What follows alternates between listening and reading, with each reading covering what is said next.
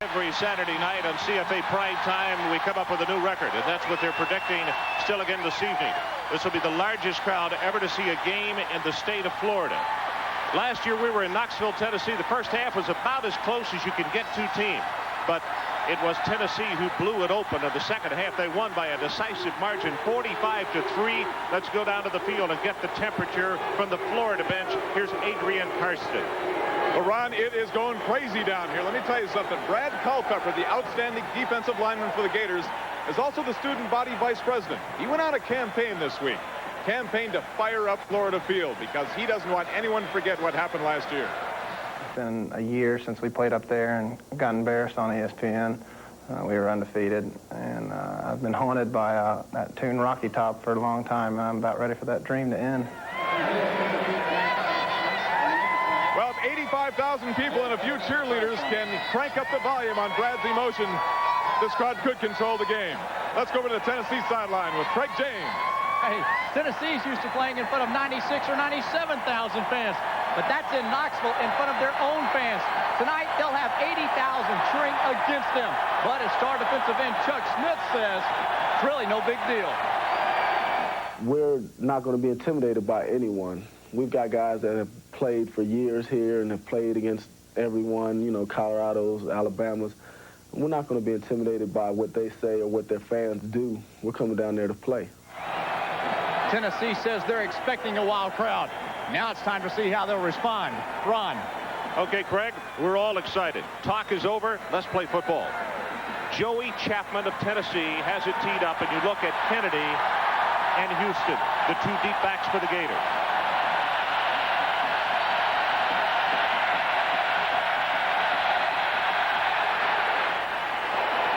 This will be Kennedy from the 5.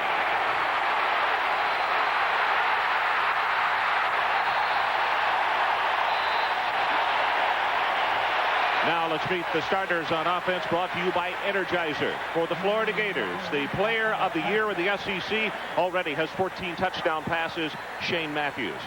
An excellent core of receivers, but we have a feeling maybe Trey Everett tonight could get a big one or two. Keep an eye on number 24. And the guys that are going to have a great game. Number 60, Mark White. And on the other end, 56, Tony Rowell, because they will be blocking against Mims and Smith, those excellent defensive ends for Tennessee.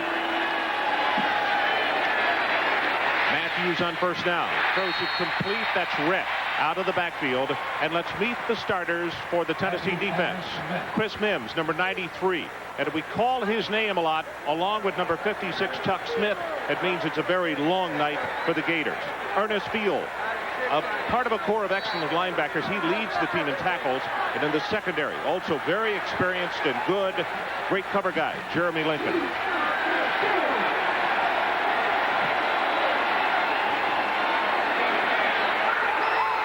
Incomplete. That is a shuttle pass, and right off the bat, Florida comes with a trick play, Mike, and we saw them work on that numerous times on Thursday. Well, it's just like a pass, Ron, so it's really it's just an incomplete pass. What they're trying to slow down early in this game is the Tennessee defense from their pursuit. Here you see the pitch out. There's the underneath handoff. It's just like a pass. It's an incomplete pass. Sean Walker, number 45, is the man who broke it up. So it is third down, and the line to make for the Gators is the 42.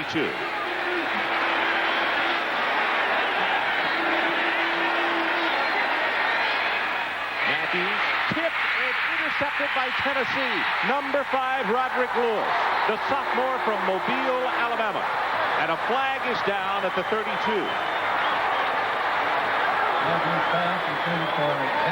Ron, Florida with a good play call. They went to a no-back set, which really stretches the 4-3 defense of Tennessee. They had the receiver open. Shane Matthews threw the ball a little high.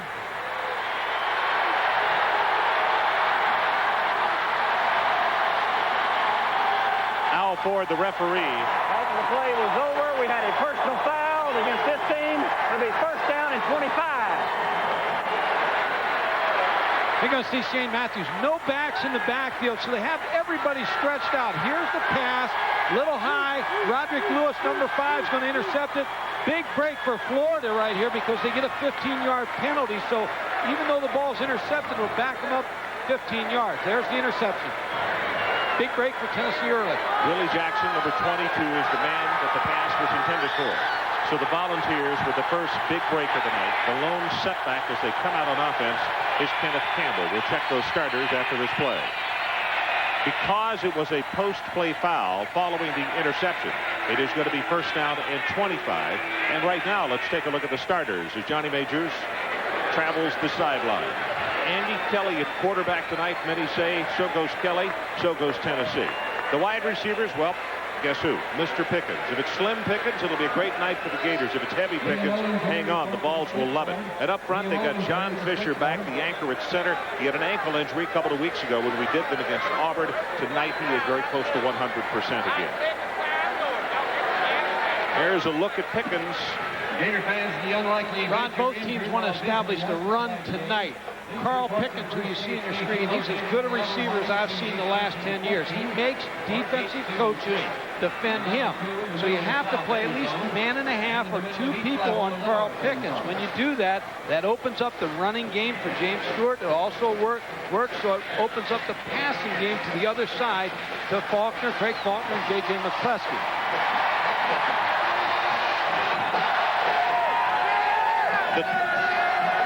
The chain gang across the way, for some reason, had some problems in getting changed around.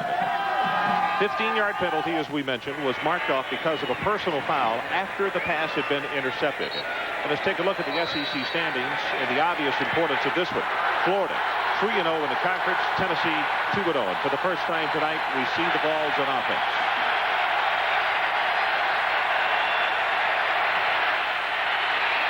Kelly going to go long and has it complete to McCluskey at the 30-yard line. Good for 28 yards. And let's meet the starters on defense for the Florida Gators. It's a very good front four. However, an injury to Mike Brandon, so they have a true freshman, Kevin Carter, who starts that defensive end on the right. Linebackers are excellent. And wants to make amends for last year is B. Bartley. Keep an eye on 44. To the secondary, Will White, an All-American. He had an ankle injury 3 weeks ago, almost 100% again. He's very good. Fumble. Kelly gets back on it at the 35-yard line as James Street is the man, or Stewart, I should say, is the man he wanted to give the football to. Tennessee spreads you out. Here you see the 6 people in the box for Florida on defense. When that's the case, Andy Kelly's going to check off to the run. Here's the draw. He just missed the handoff to number 33, James Stewart.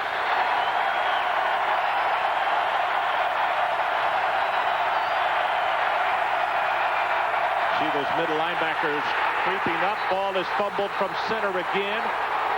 James Stewart makes the recovery, and now let's check a marker down at the 36-yard line as Stewart also was shaken up a little bit when he made the recovery. We've seen the same thing when we were here for the Alabama game. The noise is so great that it causes problems between the center and quarterback in an exchange. And those guys are about as close as you can get. Before the ball was snapped, we had a false start by the offense. It'll automatically have to take the penalty. Still be second down.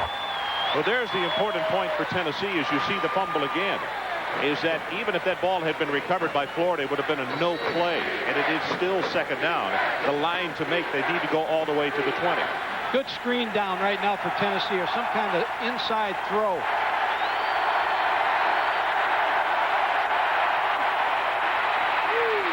Stewart in the draw will take it to the 37 and 57. Kevin Carter, a freshman from Tallahassee, is there to ride him down. Now it will be third down for the Tennessee Volunteers. Ron, Florida is an 8-man front football team.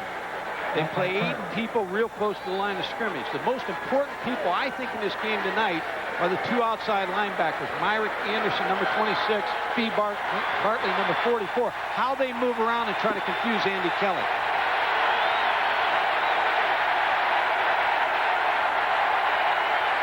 Running play, maybe one. Kevin Carter again. And listen to this ovation for the defense.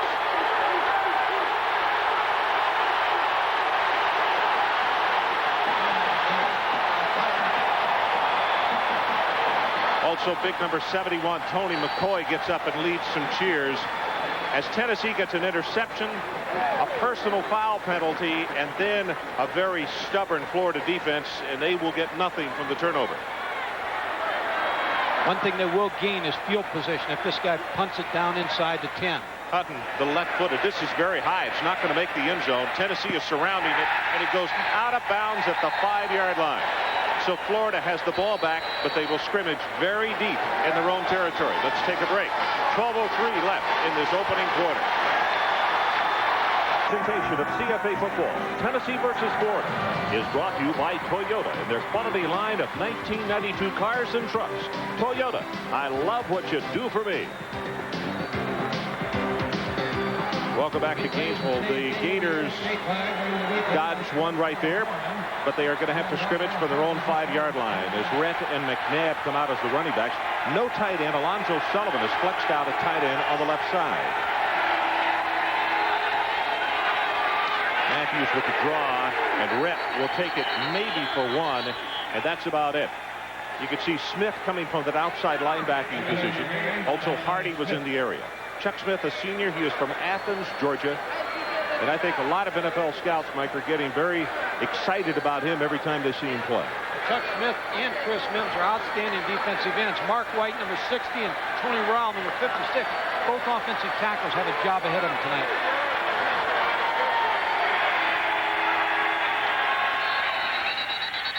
Marker comes down, and you could see number 60, Mark White, just what Mike was talking about, come out of his stance a little bit early. And when you're playing against somebody who is very good and gets the big jump, you try for every advantage that you can. Sometimes it causes you to make a mistake, which they just did. Movement by the offensive line, still second down. The edge that you like to get as an offensive lineman when it's a passing situation is just to move back off the ball a little bit to help you with Chuck Smith. But if Florida's to have success throwing the football and Mark White can block Chuck Smith one-on-one, then they won't have to use a back or a tight end to help him in the pass blocking, and they'll be able to release those people as receivers.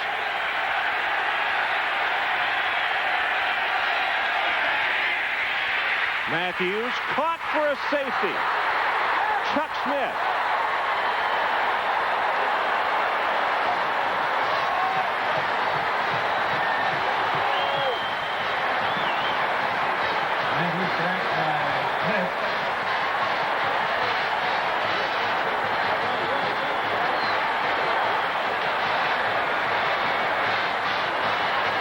Watch Chuck Smith. The defensive end just goes inside and beats the block. The offensive tackle to get the safety. Now, when you look at this, here's another look. Watch number 60. Mark White being beaten by Chuck Smith. Now, what happens here is because of the interception, because of the good punt, they pinned Florida back inside their 5-yard line. They were able to get the safety. So, again, field position football, which Johnny Majors is so well known for. For people sitting at home saying, why did the tackle only give him a brush? They were setting up a screen to that side of the field, I think. I don't think they were looking for that much pressure from the middle, were they? Well, I think what happened was that Chuck Smith surprised him with the inside rush. He came so hard inside, it looked like when we talked about trying to gain an edge to the outside, he may have planted his foot and put a little bit too much weight outside. Chuck Smith was able to come underneath. Well, the next headache that Florida is confronted with is Dale Carter, number 18, because they will punt following the safety. And, of course, Carter is the man who haunted them last year with a second-half kickoff that broke the game wide open. That's not good news when you see Chuck Smith being able to rush one-on-one situation like that. They're going to have to double-team him and maybe Chris Mims. Fair catch is called for and made at the 33-yard line. Well, it's time now for a weekly presentation of the Toyota Leadership Award. And tonight's winners are, for the University of Tennessee, Sean Walker, a senior from College Park, Georgia. He's a volunteer at the Tennessee School for the Deaf and a literacy program at a local elementary school. And for the University of Florida, Brad Culpepper, a graduate student from Tallahassee. He is a student body vice president, a volunteer for the Special Olympics, a member of the Goodwill Gators, and academic All-SEC. Toyota, pleased to donate $1,000 to each player's school's General Scholarship Fund. James Stewart right up the middle, and the results have been the same. You know, both number 33s tonight might have great credentials, but both have seen the same results tonight early going in this ball game, and that is there's just no place to run. The key, Ron, first downs. If you can stop Tennessee and Tennessee can stop Florida and force them into passing situations, that's what you want to do in this game.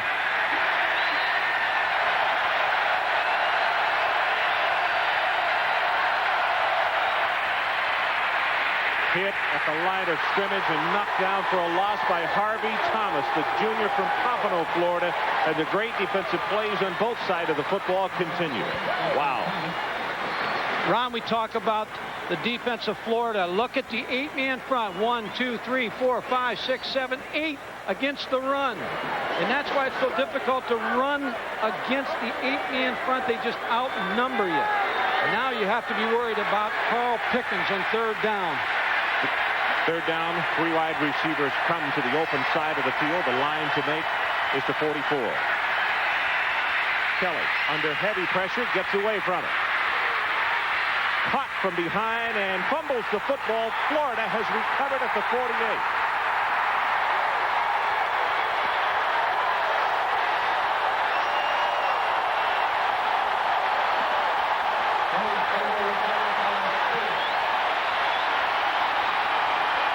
Anytime you put a team in a third and long situation and you're in an 8-man front, we just showed you the 8-man front against the run. Now when it's third and long yardage, those 2 outside linebackers become like nickel backs. There's no one open for Andy Kelly, and that's the thing Tennessee cannot afford to get into tonight. Harvey Thomas is going to strip him right here of the football and cause the big fumble. Dell Spear, number 4, made the recovery for the Florida Gators. As Matthews having to run for his life, and he will maybe pick up a couple of yards, but Shazan Bradley, who continues to improve with every ball game at left defensive tackle, is the man who knocked him down.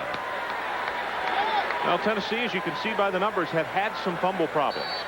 Something that Johnny Majors would certainly like to see out of the repertoire, because they got such a fine veteran defense coming back and a good offense, but you can't be good until you erase that. Ron, I think they have to work Eric Rep on the linebackers a little bit, and also Trey Everett, number 24.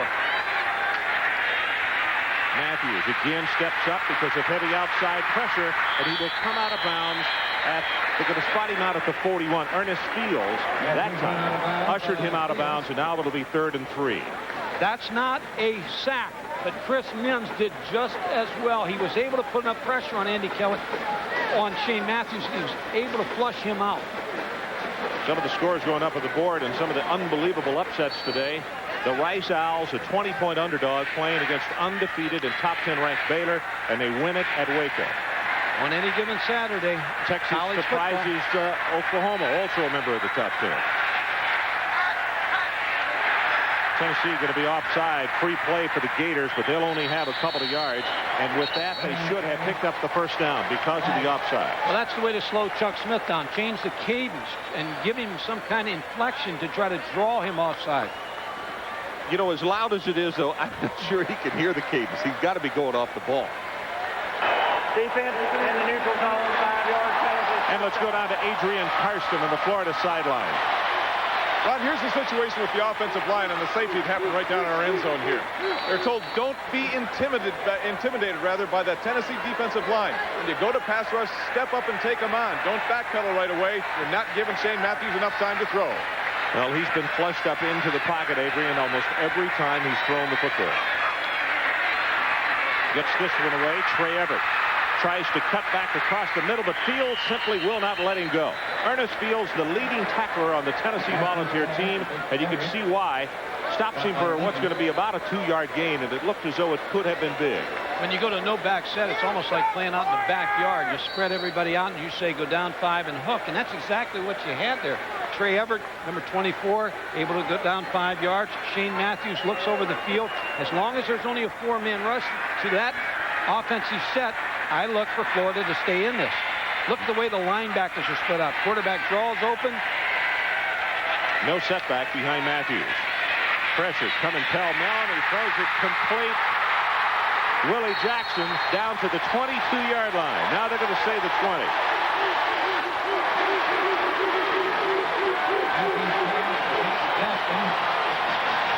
Well, you see the no-back offense I was just talking about. They're spreading everybody out. Here you see Shane Matthews going back, throwing the ball to Willie Jackson, number 22. You see how the linebackers now are forced to play as a defensive back. You take them out of the running responsibilities. I look for Larry Lacewell the next time they get the no-back set to blitz him.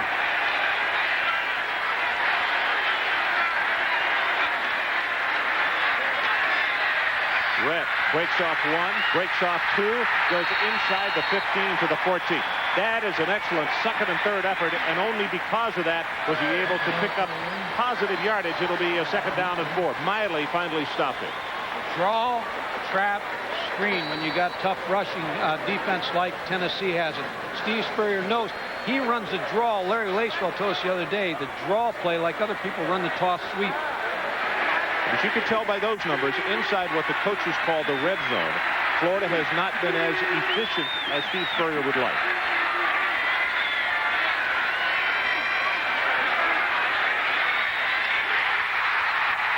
Trey Everett at the 5.5-yard line. First and goal, Gators. Florida's doing a very good job of getting the ball to Trey Everett, who I think is a real big-time receiver. Here you see good pass protection right here. Here's the in route with Trey Everett. The tackle made, but it was a good possession down for a first down. 2-0 is our score. If you just joined us, it was a triple with a couple of men on, and right now the Gators with a first and goal. The ball just outside the 5.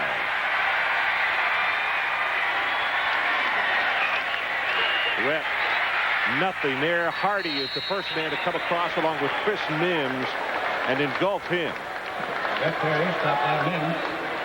Take a look upstairs. The Brain Trust, Larry Lacewell, second from the top, who is with his head grasped in his hands. David Cutcliffe at the bottom of the screen there. He's the quarterback coach, and right now he's sitting there praying, but he has no part of this. And back behind him is Philip Fulmer, not in our picture, the offensive coordinator for Tennessee, and he's making his plans for what is to come after this drive.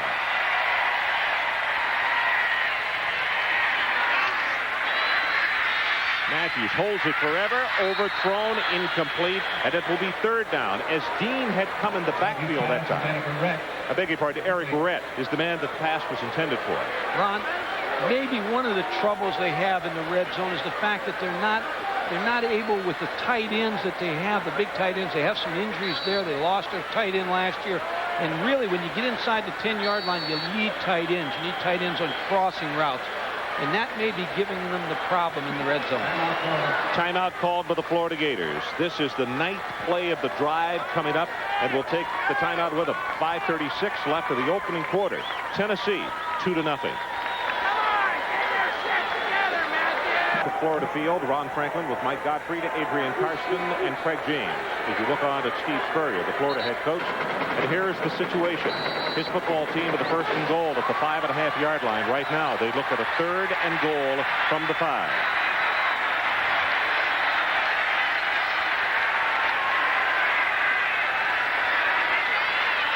Matthews in a quarterback draw, and he will not get in. He is at the 1-foot line.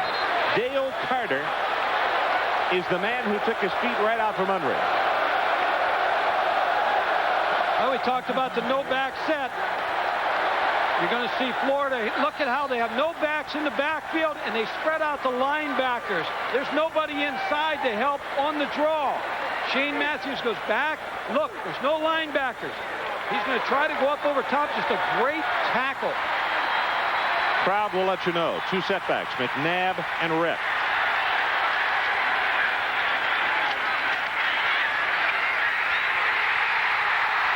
Terrell Jackson.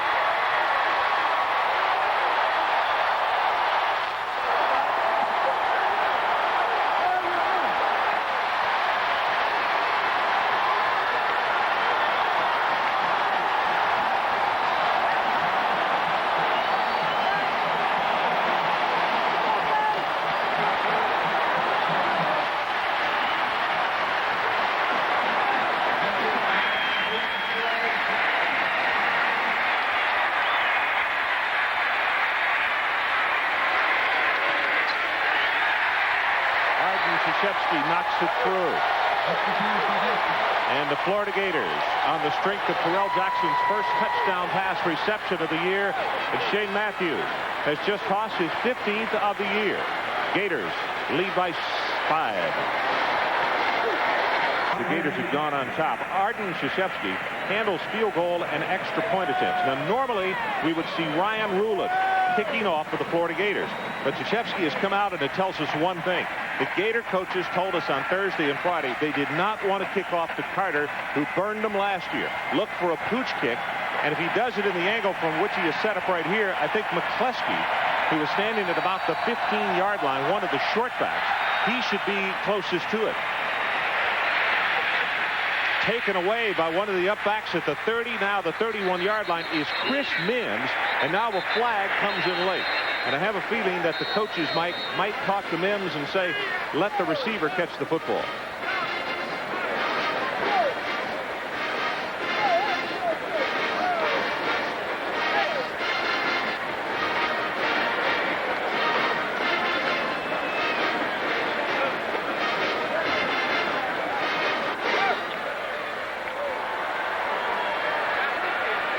After the play was over, a flagrant face mask against the defense, 15 yards.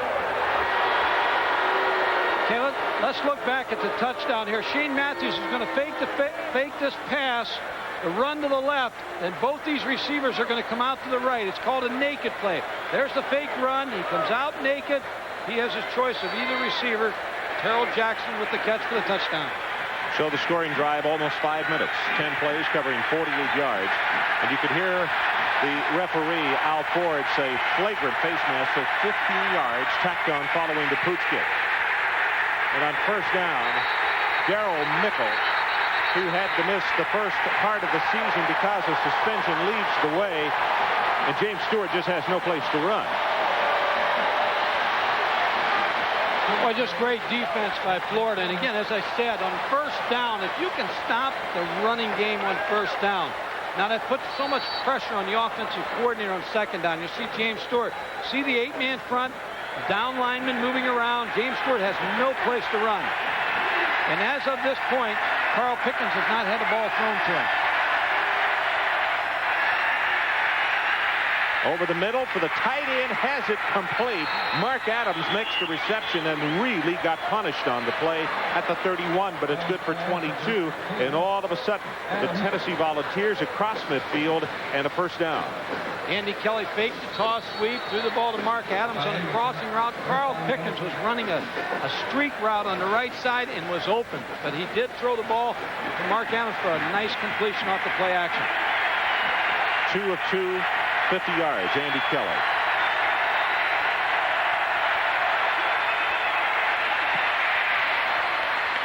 Again, throws to his tight end. Adams breaks the tackle and will take it inside the 25 to the 24. Let's go down to the Tennessee side and Craig James. I talked to the Tennessee offensive linemen. They say they're having a hard time hearing the snap count. It's really bothering them. It's making them a little passive when they come off the football right now. Well, I wouldn't doubt it. I jokingly said to you a while ago that I wasn't sure that the center could hear the quarterback, and they're as close as you could get in the alignment. Second down. They need the 22. Stewart hit in the backfield, and again it is Darren Mickle.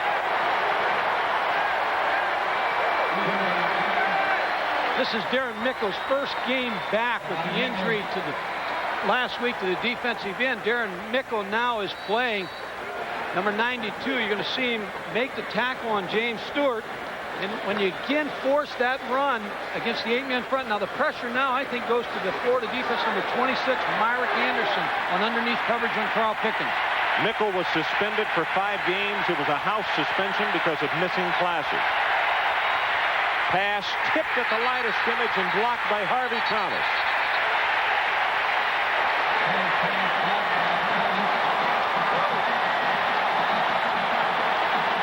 Boy, Florida took a gamble there. They came on an all-out blitz and brought the 2 outside linebackers, put Carl Pickens in a one-on-one with the freshman defensive back, Larry Kennedy, number 3, but they were able to knock the ball down. Watch number 26, Myrick Anderson, when we come back to it on the replay. John Becksforth, who we saw a couple of weeks ago in a surprise move against Auburn. This is 45 yards. It's a freshman from Chattanooga. Long enough. No good.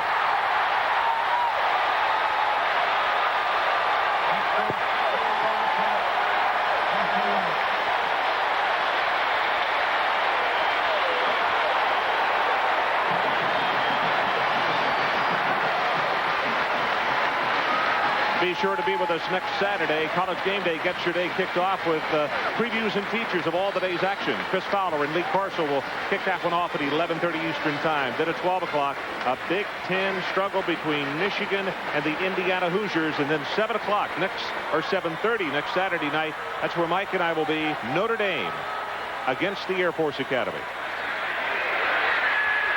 Matthews puts it up top, going for Trey Everett, and the ball almost intercepted. In fact, Everett says he was interfered with, but Carter was coming across to help out and very nearly made the interception.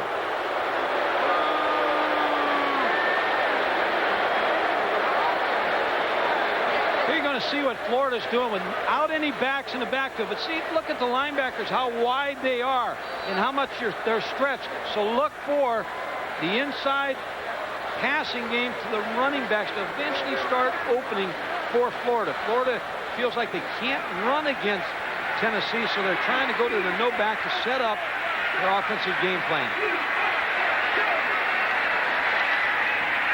They set a screen to the left. Willie McClendon breaks the tackle, and because of the second effort and surge, he will have the first down at the 41-yard line. That's good for 13 yards. Tom Fuller, a senior from Crystal Lake, Illinois, number 91, made the tackle for Tennessee. That's how you take care of the rush of Chuck Smith and Chris Mims, because what you do with your offensive tackle is just set up and show pass and chop them, and then throw the screen to number 5, Willie McClendon. Roderick Lewis checks out at strong safety. Mark Fletcher, number 36, comes in for the Volunteers. Willie McClendon on a draw to the left. Has 5, has 10, counted off at 13. Dale Carter makes the stop. An excellent blocking by White, Ismail, and Cal Dixon on that Florida front. Steve Spurrier came with a screen. Now he comes with a draw play. Here's the draw to Willie McClendon, number 5. Dale Carter, number 18, is going to come from his free safety spot and make the play. Again, trying to keep that Tennessee defense off balance. Draw, screen, throw the football deep, throw short, traps, just trying to keep them off balance. This time it's Rhett and McClendon as the two setbacks.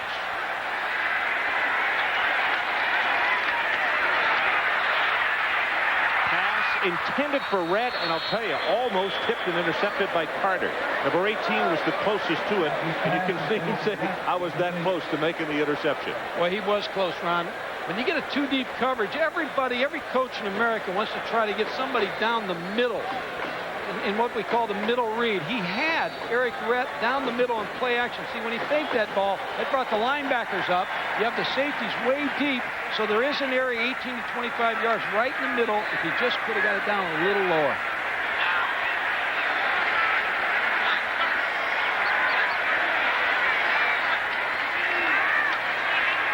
Matthews swings it out to Randolph. The lone setback, breaks one tackle, and then will be hauled down from behind. At the 45, it's Casey Rogers, the senior from Humboldt, who is there. And now it is third down for the Gators, and the line to make is the 36.5. It looks like Tennessee has brought in 4 defensive ends and taken out their tackles to try to get more of a pass rush. And when they do that, these are all 4 very skilled pass rushers coached by Rex Norris, and they're doing a lot of twists just to try to free somebody up to put them in Shane Matthews' face. Rogers, Mims, Smith, and Todd Kelly, the 4 defensive ends that are in there. And now with the third down and the snap coming from the 45. Over the middle. Has it complete, and how he held on, I don't have any idea. Willie Jackson. Dale Carter came up and almost took his head off. Good for 20. Well, we talked about two deep coverage. What Tennessee went to was a 3-man rush. 5 5 underneath. There's a 3-man rush. There's the 5 underneath zones. There's the 2 deep. Right there's where the void area is in the middle. Watch Willie Jackson get right in that middle area I was talking about, the middle read area. He pays for the catch, for the big catch. Flag on the play. You know, Willie Jackson, his dad played at Florida, 69 through 1973 as the quarter comes to an end. And after we get back, we'll show you a picture of Willie Jackson, who came to this ballpark and cheered for his dad. At the end of the first quarter, the Gators lead it 7-2. Most of my friends don't know what they're going to do after graduation, but I've already locked in guaranteed skill training in the Army. Qualify now and you can reserve even the Army's most sought-after technical training up to 12 months in advance through the Army's delayed entry program. Sure, being a soldier won't be easy, but then nothing worth having ever is.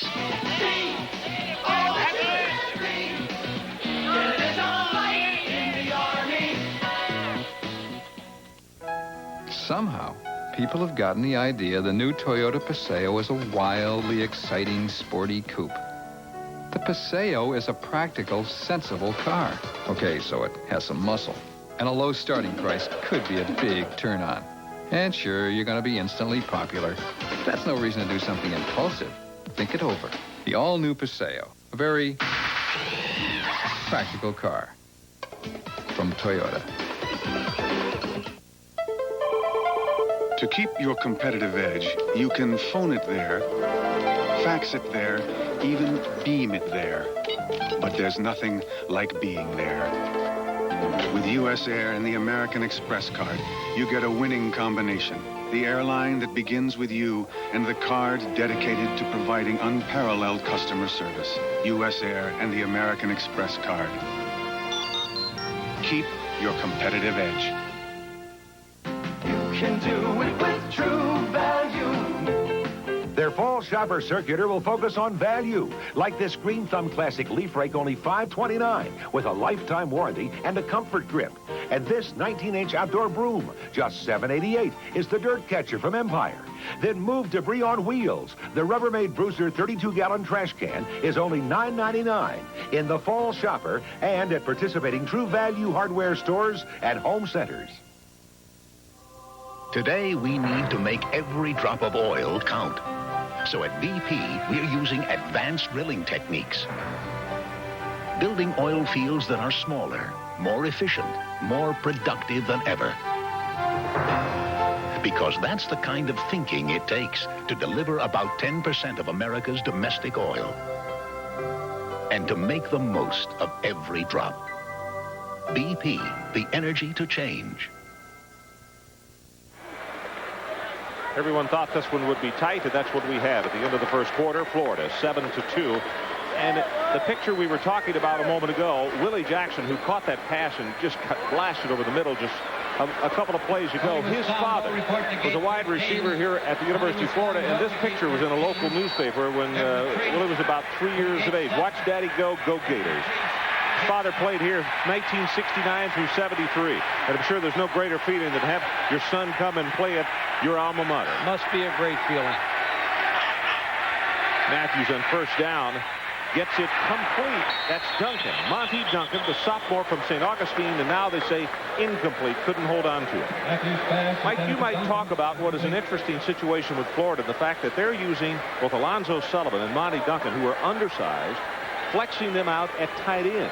All they want to do, Ron, they want to get an extra receiver in. They don't have the big blocking tight end, so what they do, instead of lining him up in his regular spot, just move him out about 5-6 yards to make a linebacker come outside and reduce him away from the running game. It's just like blocking him.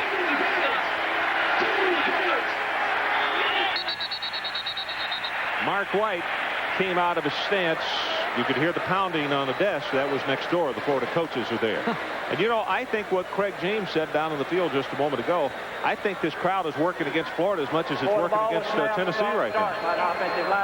Those coaches next door, they may just quit pounding. They may just throw it right through the window here in a second. The penalties drive all coaches crazy. Well, particularly this situation. They're about to scrimmage with a 2nd and 10 at the 24. Now it's a 2nd and 15 from the 29-yard line.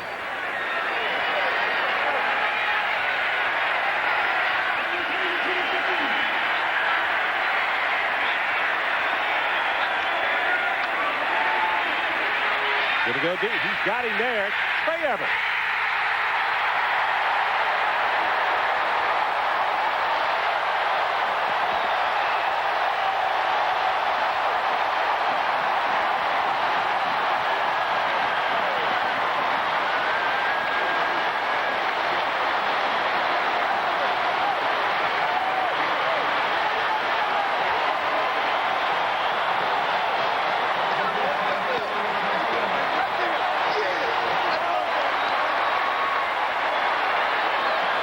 Krzyzewski to attempt the extra point. Everett now 3 receptions for 38 yards and a touchdown. He's perfect. Michael, take another look. Well, Ron, in 2 deep coverage, we talked about the area in the middle of the field that's open, but also there's an area in the corner that's open.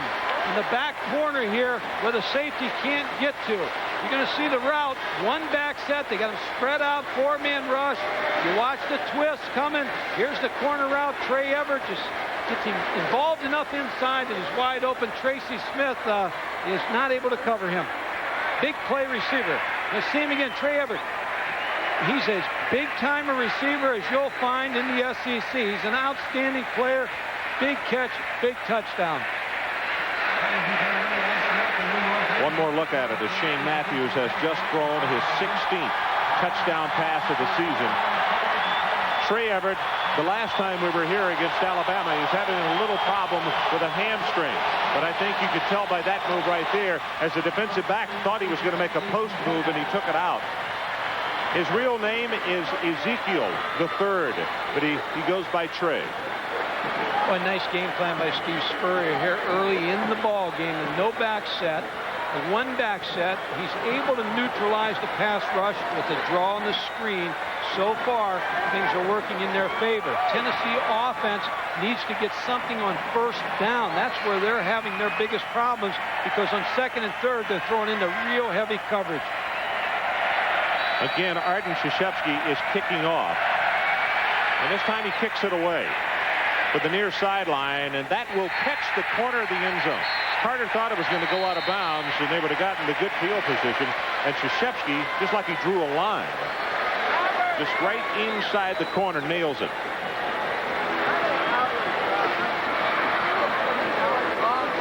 Now here's the scoring drive. 8 plays, 72 yards, 2 minutes and 31 seconds. The 29-yard touchdown pass to Trey Everett from Matthews. Ron, 2nd quarter, no passes to Carl Pickens yet, which is it's not a fault of Tennessee. It's what Florida's able to do with Myrick Anderson, number 26. Plus the fact this is the worst field position that Tennessee has had all night. And now the crowd is becoming a real factor.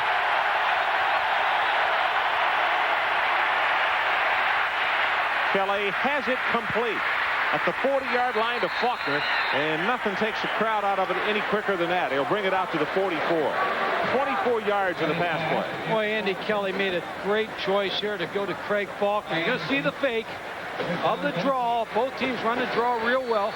Carl Pickens is already cleared out. Now here comes Craig Faulkner underneath. When you have a player like Carl Pickens, he draws so much attention. That opened up Craig Faulkner.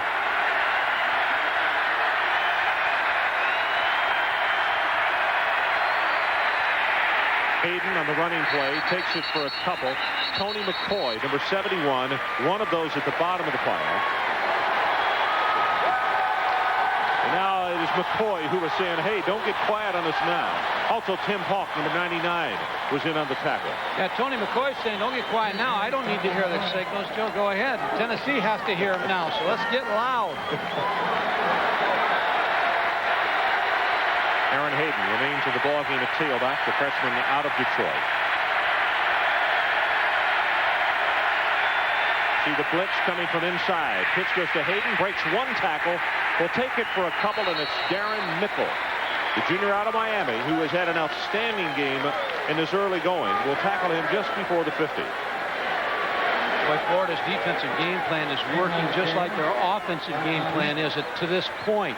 They're forcing with the disguise of the 2 outside linebackers. They're trying to make Andy Kelly guess whether to run or throw.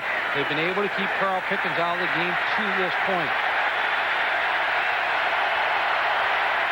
Hatch comes in the ballgame, number 18. He is at the top of the screen, working against Pickens. Kelly delivers it complete to Faulkner. That's good for the first down at the 42-yard line. Craig is a sophomore out of Richmond, Kentucky, and he's not real big at 5'11", 175. But I think the decoying of Pickens and some good routes by other Tennessee receivers, and they've got something good going. You know, Ron, if you're the defensive coordinator, you say, okay, they started at the 20-yard line. They're now just crossing the 50-yard line. Make them work. The big play can really hurt you. There's the quarterback comparison to this point. Again, I'm going to have to ask E, how many distractions and penalties have we had errant snaps already? 2 against Tennessee. Before the ball was snapped, movement by the offensive line, still first down.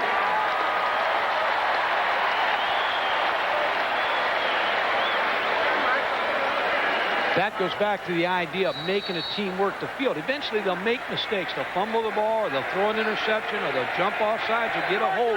But see where Carl Pickens can hurt you is in one flash. He's got 7 points on the board. Make them work the field if you're Florida. If you're Tennessee, be patient. Kelly rolls the pocket this time, drills it complete at the 40-yard line to McCluskey, and now a late flag comes in, and now another one. Lawrence Hatch is there defensively.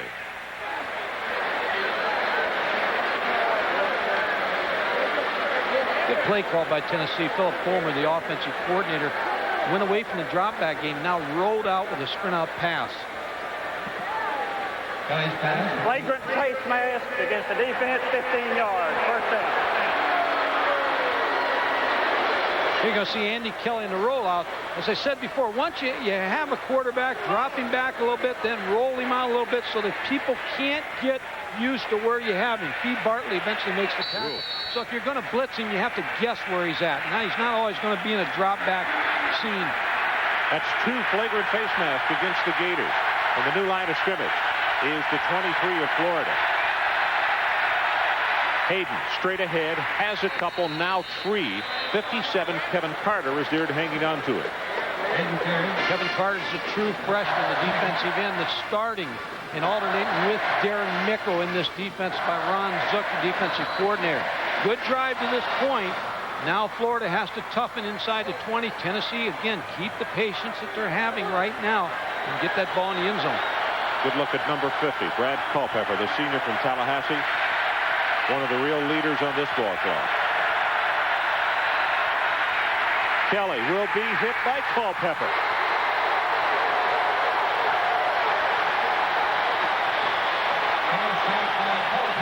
Vice president of the student body, and I imagine he commands quite a bit of respect in the meetings when they have those each week. About one more sack like that, and they'll take a revote next week. He's going to be the president.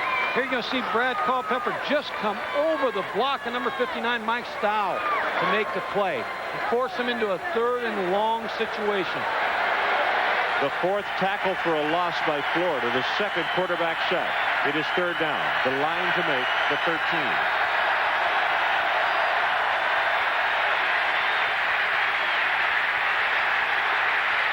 Kelly has it complete at the 11-yard line. That's Craig Faulkner.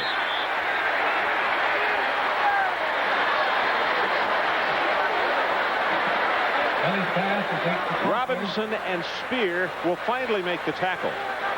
That's the experience of a veteran quarterback. Here you see Carl Pickens. Look at how you talk about drawing a crowd. Now there's Steve Bartley staying right with him. It's like basketball. Zone and 1, and where you got somebody on the leading scorer all the time. There's Ron Zook, the defensive coordinator, coach for me at Murray State, Cincinnati, and Kansas. Hayden in the handoff. He'll have 1, and that's it. Again, it is Mickle. And I'll tell you what, Brandon was injured as a flag has gone down in the end zone. The starter at that right defensive end, but Mickle has come up extremely big in this game so far. They've done a nice job of alternating Carter and Mickle to keep them fresh.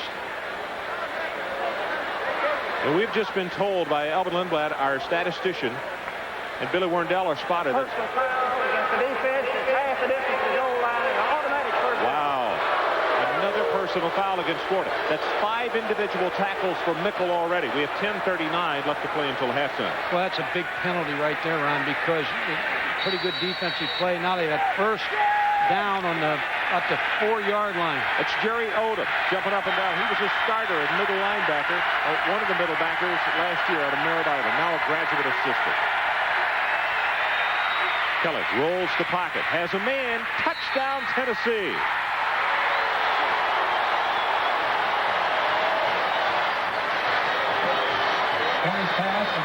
Corey Fleming got in the back of the end zone, and the sophomore from Nashville is there to gather it in. Was good play call again by the offensive coordinator, Phil Fulmer. He brought Carl Pickens in motion to try to get him in the flat and curled Corey Fleming deep in the end zone. Andy Kelly, the wise choice, threw the ball for the touchdown to Corey Fleming, who was wide open.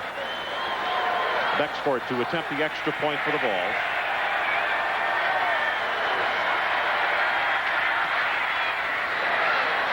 So, 10 minutes, 20 seconds left until halftime. And another look is Kelly, who has shown so much poise on this drive, finds Fleming in the back of the end zone. And the reaction from Andy Kelly, yes, sir. It is 6 points. Take a break. Gators 14-9. When it's time to turn on the heat, but that old furnace lets you down.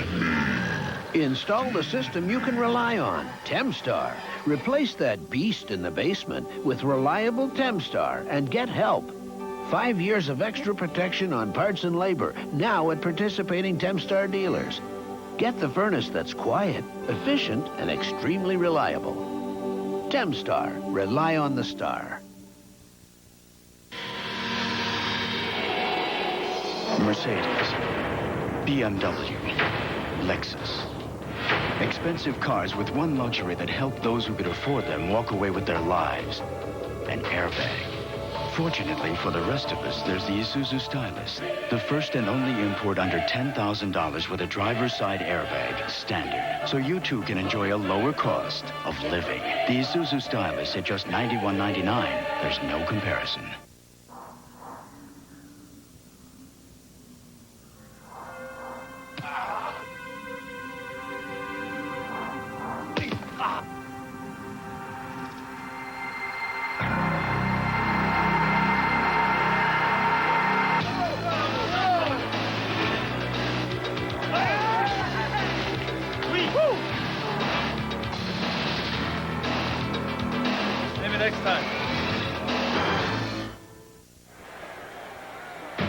ESPN's presentation of CFA football, Tennessee versus Florida, is brought to you by Isuzu. For features, styling, and price, there's no comparison. And by Levi's Jeans for Men. Welcome back to Florida Field. Ron Franklin with Mike Godfrey to Adrian Karsten and Craig James. And so many times, big games don't live up to expectations. So far, for the first 25 minutes or 20 minutes of this one, it has been just what we thought it would be. Kelly on that drive, Mike, 4 of 4, 36 yards, and the touchdown. Patience, that was the key. Harrison Houston fumbles the ball, now picks it up. And will bring it out near the 20-yard line. So many times, everybody relaxes a bit, and that can turn into a troubled situation after a fumble. But Tennessee with good coverage downfield. Catch all the NFL action on Sundays on ESPN. Join Chris Berman, Tom Jackson, and Joe Theismann for the most comprehensive preview show on television. It's NFL Game Day at noon tomorrow. Then see the best recap at television on NFL Primetime at 7 only on ESPN. This time, Florida with split-backs, and for the second time tonight, we see Rhett and McClendon. Rare situation. McClendon puts the hit down, barrels out to the 23-yard line. I believe Ernest Fields is the man who got there to make the hit, along with Todd Kelly. Play there was a little shovel draw by Shane Matthews. And back, didn't even eye him up. Willie McClendon, they had two tailbacks in the ball game, flipped him the ball, number 5, and just really nonchalant. Yeah, but they're going to have to go a distance till they catch up with Tony Shaka. He did it behind the back with both hands at different times in the game today. Pete Maravich of college football. Draw play with Rhett. Flag comes down, and he will bring it to the 26. 45, Shazan Bradley, or check it, Sean Walker, I should say, is there to make the tackle. That flag came down immediately, just as the ball was snapped. John Walker has the draw play. He's the middle linebacker, number 45. He has the draw, and he's going to have those backs in pass coverage. Illegal formation. You had only 6 men on the line of scrimmage. 5-yard penalty. Repeating second down. I'll tell you why that happened, Ron. It's exactly what I was talking about earlier. When a tackle wants to try to get an advantage, he'll back up, and that's what the side judge called. The offensive tackle on the left side, Mark White, number 60, was deeper than he felt like he should be to try to get the edge on Chuck Smith. I'd want to get as far away from Chuck Smith as I could, too. No back set. They set the screen, and this time I think Matthews just threw it away. It was Todd Kelly who was coming through, number 58. And I think Shane Matthews realized that this was not going to be a great reward, even if he completed the pass, and he was about to be knocked down in his own end zone. For the pass rush of Tennessee, when they time everything right, and the 2 defensive ends, and now they're substituting, bringing the backup defensive ends, Todd Kelly and Casey Rogers a little bit, it's very difficult to try to block them. They're just very strong pass rushers. Third down, Florida needs the 30. Pressured again, pass overthrown. He simply didn't have time to get a read. Again, there's a marker down at the line of scrimmage as Matthews got belted, and it was Casey Rogers and Todd Kelly again.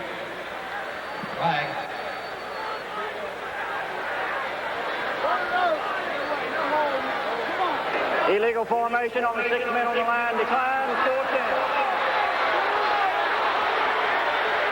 Well, it drives you crazy if you're a coach. I didn't see on that time if it was a tackle or a wide receiver. When you have a no-back set, you have people in unfamiliar territory. And so somebody didn't either move up on the line of scrimmage. Everybody stayed in the backfield, and they didn't have enough people on the line of scrimmage. Here's where Dale Carter becomes tough. Shane edged to punt. It's the first time that Florida will have had the punt tonight.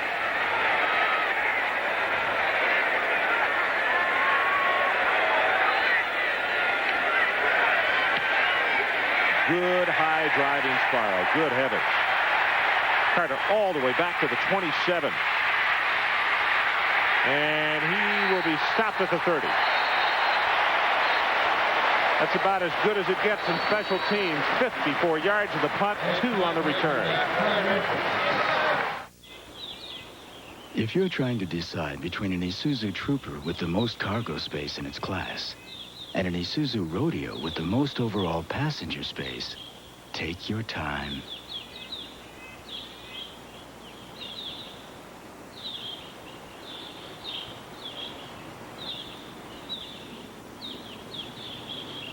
After all, at these prices, you can afford to be choosy. Isuzu, there's no comparison. When it's time to turn on the heat, but that old furnace lets you down. Install the system you can rely on, Temstar. Replace that beast in the basement with reliable Temstar and get help. 5 years of extra protection on parts and labor, now at participating Temstar dealers. Get the furnace that's quiet, efficient, and extremely reliable. Temstar. Rely on the star. This is Control. Go ahead. We've got trouble. What's the point of origin? Japan. Stand by. I'm patching you through to Command Center.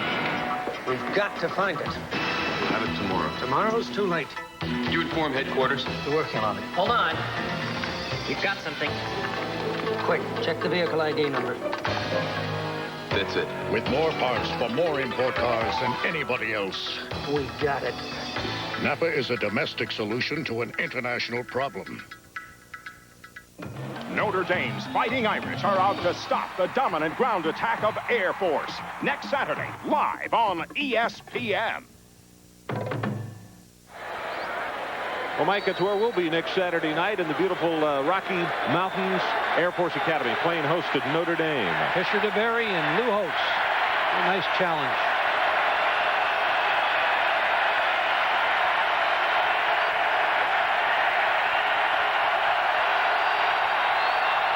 Kelly on the short drop gets it out to Faulkner. Makes a good move, and Will White will push him out of bounds. And around the 40-yard line. I'm going to say he's a yard shy of the first down. Andy Kelly here. Look at the, again. Look at the front here. All these people inside. Now there's Carl Pickens upside. That's on the upper left, and that's what he has. And Andy Kelly checks off on this play. And you'll see the pass. He throws to the other side, but they one time so far I've seen where they've given Carl Pickens one-on-one coverage.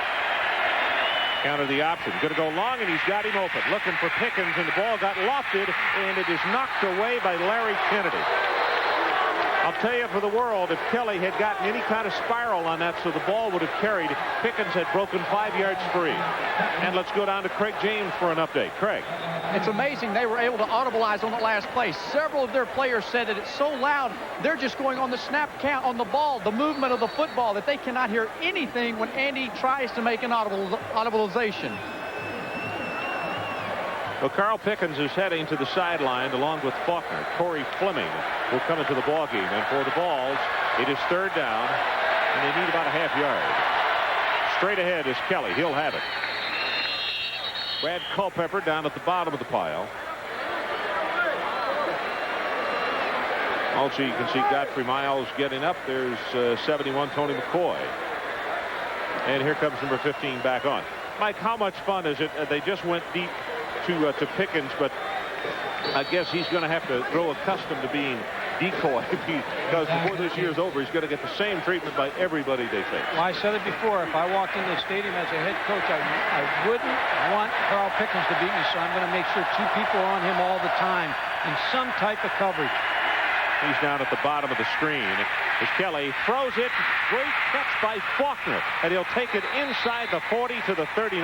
That ball was behind him, and Craig just grafted it in. And what happens when you talk about Carl Pickens, I said it from the start, defensive coordinators have to make adjustments. And when you're going to double team a great receiver like Carl Pickens, you're going to leave a wide receiver open.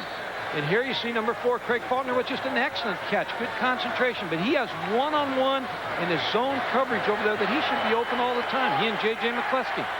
Well, Faulkner, 5 receptions now for 75 yards. Now here's where they have a chance to get the ball to Carl Pickens. A one-on-one situation right here. You see the linebackers coming on a blitz, pass thrown, and it is trapped by Pickens. The problem is they rushed 8 people, and they don't give you a lot of time to throw it to him. You know, that was perfect harmony as far as coordination between the defensive coordinator and the crowd. They really got loud just as Kelly was trying to make an audible. I'll bet when Ron Zook calls that defense, his heart's in his throat, because he knows if you don't get to Andy Kelly and he gets that ball to Carl Pickens, it's one-on-one. It could be a track meet. I was worried about Ron in our defensive meeting yesterday. He was so fired up. He's going to hyperventilate. They do the same play to Pickens, breaks by a tackle, and he is finally stopped at the 22-yard line. At Carlton Miles saved 6. That's why his heart's in his throat. He went again to the blitz. He went to 8-man front to stop the run, which gave Carl Pickens a one-on-one situation. There you're going to see Andy Kelly. He's looking right to Carl Pickens. There's the blitz. There comes Myrick Anderson, number 26. There's Carl Pickens, and I'll tell you, it was almost a big play, but a good yardage. There you see Carl Pickens, one-on-one. Number 3, Larry Kennedy. There's the quick hitch. Larry Kennedy comes up. There's where he's so tough. Makes just a little move to the inside, but he's strong because of his size. Physical player. Came there as a defensive back. So let's take a break. Gators lead it 14-9. We'll be right back. Participating in halftime activities. In golf and tennis, every stroke counts. At International Discount Golf and Tennis, PGA and tennis professionals are on staff to help you pick and fit the right equipment. Save on professional golf and tennis gear. Save on the biggest names in golf and tennis. Save on a wide selection of everything to improve your game. At International Discount Golf and Tennis, you save with every stroke. With 3 Central Florida locations, International Discount Golf and Tennis.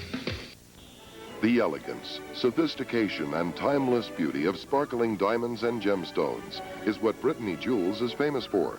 From Cartier come fine perfumes, accessories, and classic timepieces as only Cartier can create.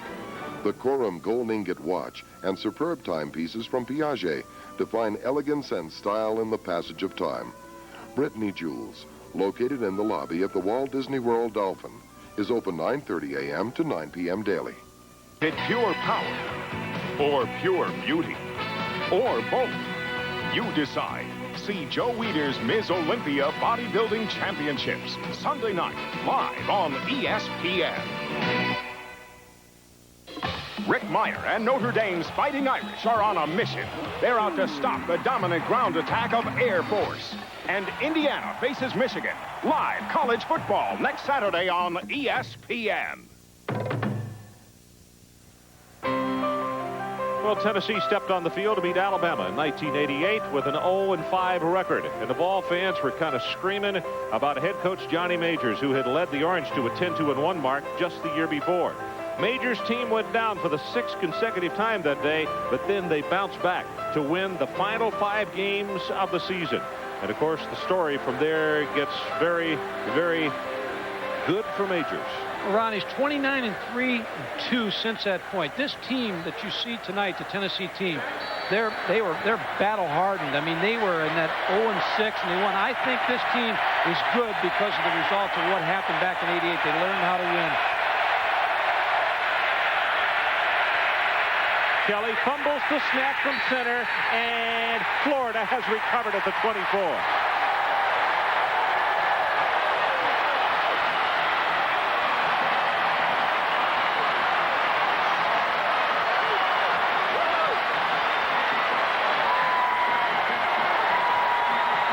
McCoy.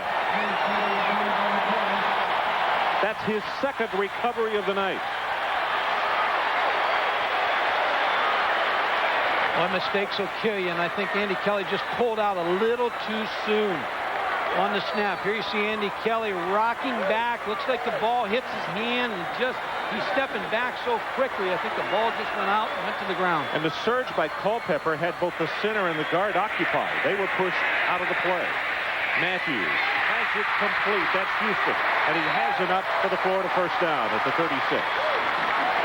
Well, Harrison Houston tightened up his split a little bit, ran a curl route, and then broke it to the outside, what we call an arrow route.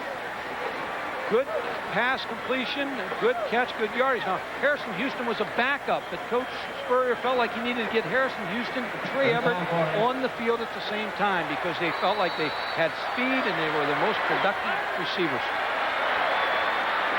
Webb and McNabb with the setbacks this time.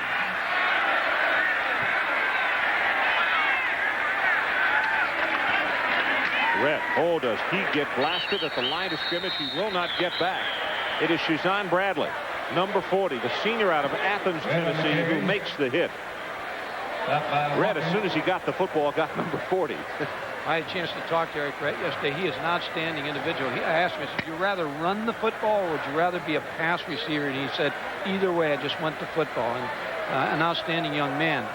Mike, one of the characteristics on him, you don't see a lot of backs do this, but when they're just going through dummy, when they're running plays in practice, when he gets a handoff, he runs the entire length of the field. It could be 60 or 70 yards from where they are. Coaches told me 110% every play.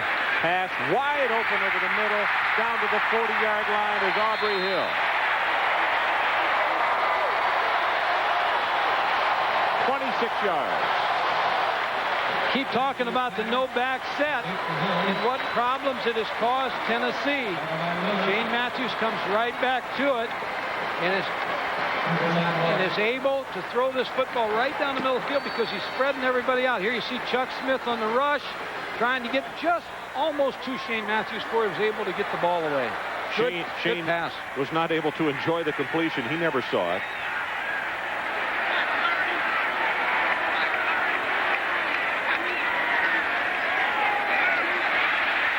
Dexter McNabb still on his feet, has the first down, and it's good for 14 yards.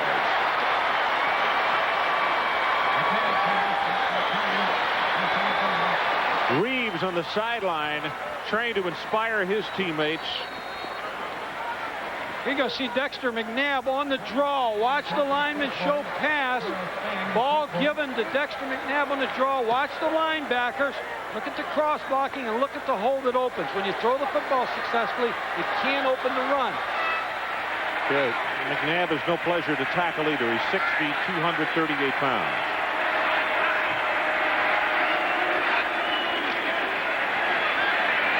Matthews set, going to go long. This one will be overthrown as Houston was the closest man to it. And by the way, the 13-yard carry by McNabb just a moment ago, Mike, is their longest rush from center tonight.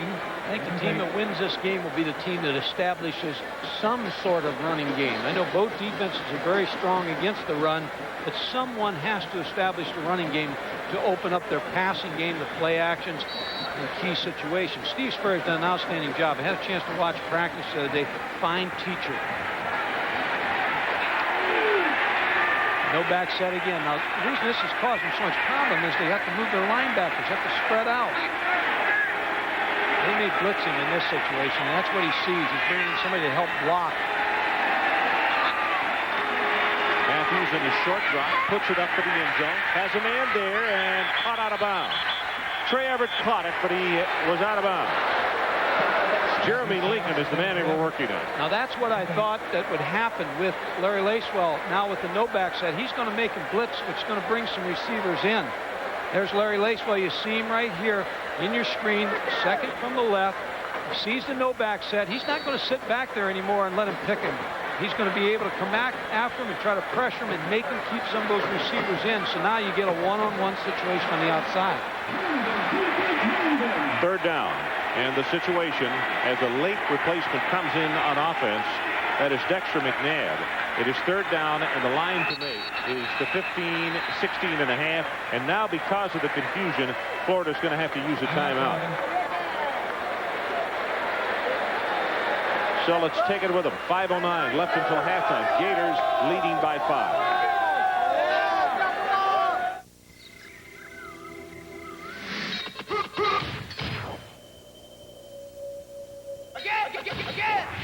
Why have the great outdoors become an indoor sport? Try Bud Dry. It's dry brewed, not watered down, to drink light yet satisfy completely. So while we may have some things inside out, refreshment isn't one of them. You could call one company to take your package to an address across town. And you could find somebody to take your package to any address cross-country. Then you could call a third outfit that could take your package overseas. And yet another that could take your package overnight. But there's only one company you could call if you only wanted to make one call.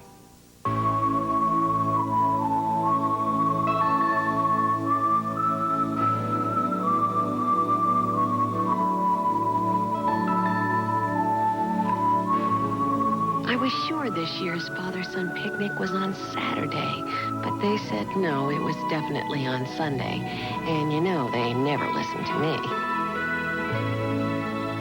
Here's to wise men, wiser women, and comfortable blue jeans. Wrangler. Welcome back to Florida Field. The situation, third down and 10 for the Florida Gators, and the line to make is just outside the 16. What Tennessee has just done, they have just brought in all 4 defensive ends. They will be the down 4. Smith, Kelly, Rogers, and Mims. And for Steve Spurrier's quarterback, 12 of 21, 1 interception, 2 touchdowns, 136 yards for Matthews. Watch number 21 to come out of the backfield.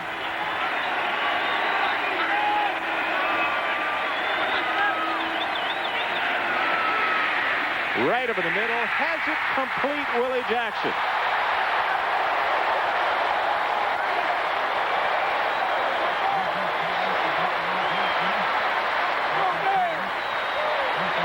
Boy, nice call by Steve Spurrier. He brought out number 21, Dexter McNabb. You're going to watch him over the middle, and then watch the receiver come behind him because the linebacker jumps the throw to the back. Here's the back coming out of the backfield. Now you see the route right behind him. Underneath the safeties, good completion. First and goal. Rhett and McNabb are the setbacks for the Gators. And Dexter McNabb still has his shoulder down, driving inside the 5, and Ernest Fields will knock him down at the 4. Florida on this drive has been able to keep Tennessee off balance. Steve Spurrier with some very good play calling in this drive. You see the confidence that he has. We talked about the last time we were here. He doesn't wear a headset a lot of times. John Reeves, the former quarterback's up here in the press box, also looking at the secondary coverages, and they'll confer between offenses. Two tight ends come in the ballgame. Terrell Jackson, who has a touchdown pass in the game, number 87. At 85, George Rushing, who is a freshman out of Miami. And they go with the red. Touchdown, Florida.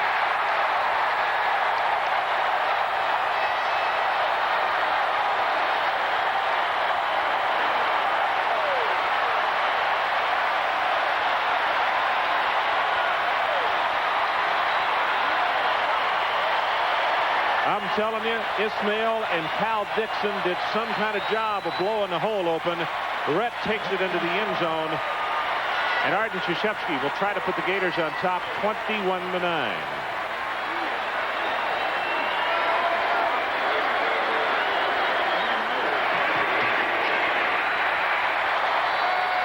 One more look and watch those linemen. Just a cutback. Excellent cutback by Eric Rhett. Good blocking by Ishmael and Dixon. Look at the cutback. And the coach who called the play feels pretty good about it.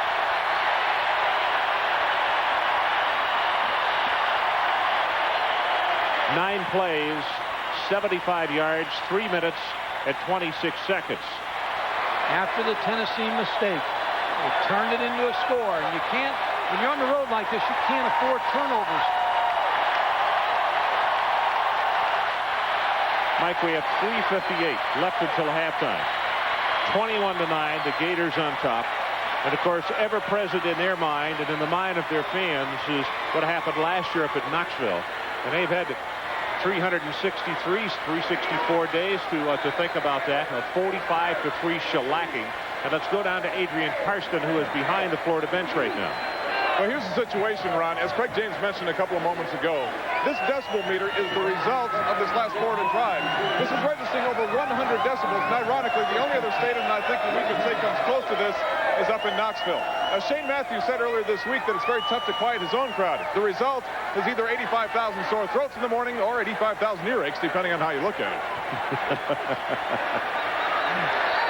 All right, Adrian. Helps the doctors around here, Adrian. Krzyzewski kicks this one away. This will be Dale Carter from the 2. Crosses the 20 and is going to be spun down at the 24-yard line.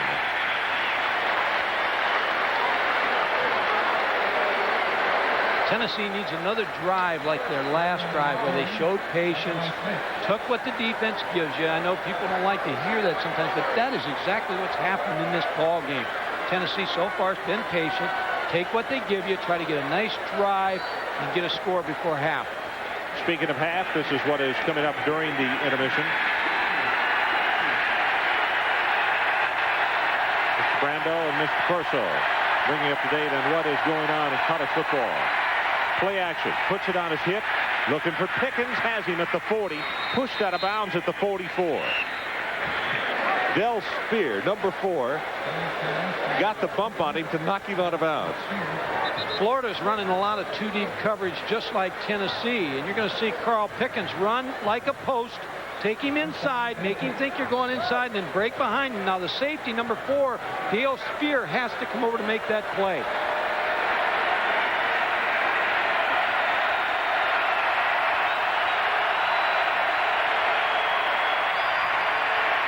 Kelly again has Pickens.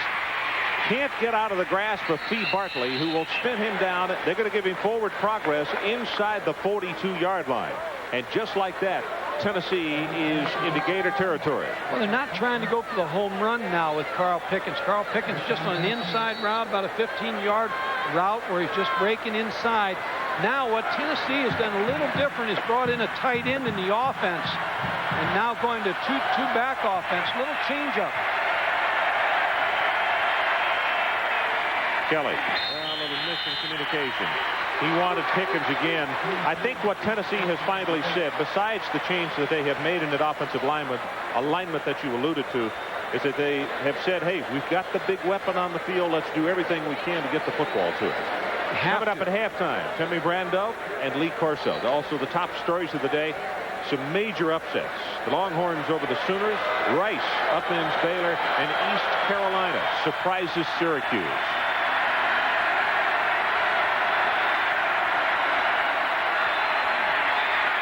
Kelly, nice job of ball handling, gets it off to Hayden, and he will be stopped in the field of play and not be able to get out of bounds. Florida's doing a very good job of disguising their defenses. They're on first down. They're trying to blitz a little bit more than they have in the previous series, and now they've put themselves in a 3rd and 3. Ron Zook trying to figure out exactly what he wants to get called here, but make sure one thing, he's going to know where Carl Pickens is.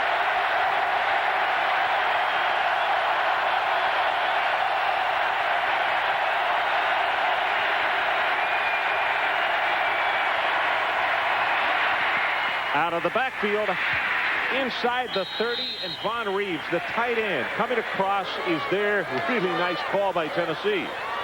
What Tennessee's doing right now, Ron, is something you mentioned to me they did last year. They're bringing in tight ends now a little bit to try to block the outside linebackers. They lined up Von Reeves in the backfield. Now, he's going to block the outside linebacker if he comes. If he doesn't come, he's going to release, and that's exactly what he did there. Ron Franklin, Mike Gottfried, Adrian Karsten, and Craig James from Florida Field in Gainesville. Great to have you along. It is 21-9. The Gators. 2:21 left until halftime, and the Vols are driving, and they go upstairs. This is for Pickens, and the ball is knocked away. Larry Kennedy had great field position defensively. Well, you take your shots if you're Tennessee, and they felt like they're at the field position right now where you throw it up. And Larry Kennedy, who's a true freshman who signed with Ohio State, didn't make his test score, sat out, and came to Florida, is going to go up for a jump ball with Carl Pickens. I like the odds for Carl Pickens there. Did you see him talking with Dale Spear as he came back up the field, the safety? They've gone against each other now for a couple of years. You know, and the Florida players said what they have been told by their coaches. Don't jive talk this fellow because he gets tougher with tough talk that you try to get to. Well, he's a defensive player. He has defensive personality.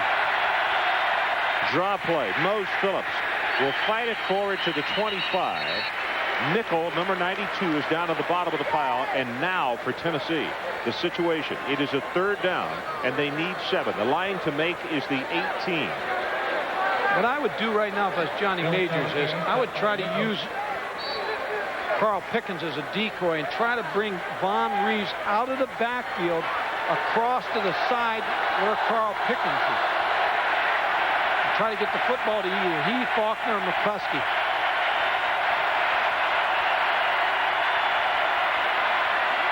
Looking for Pickens. Can't get it. Larry Kennedy again.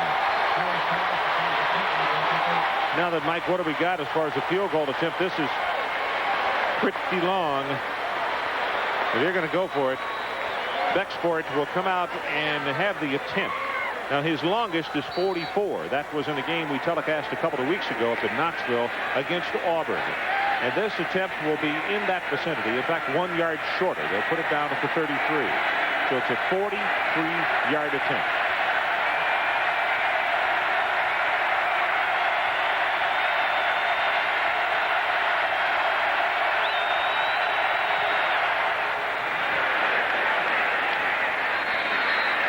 And he is perfect. And I'm telling you, even freshmen now, it amazes me. 85,000 screaming, going absolutely nuts. This kid, freshman out of Chattanooga, just knocks it home from 43.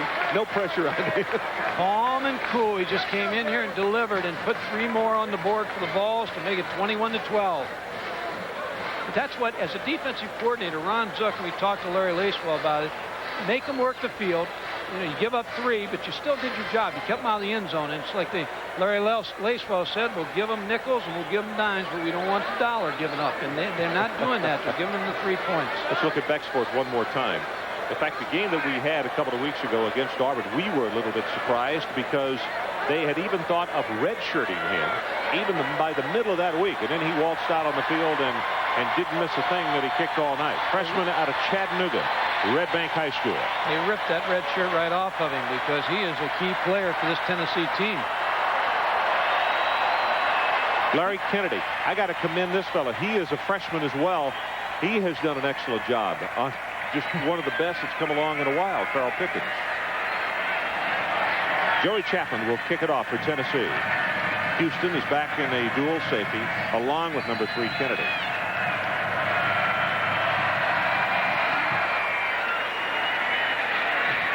Short kick going to be taken by Kennedy at the 10.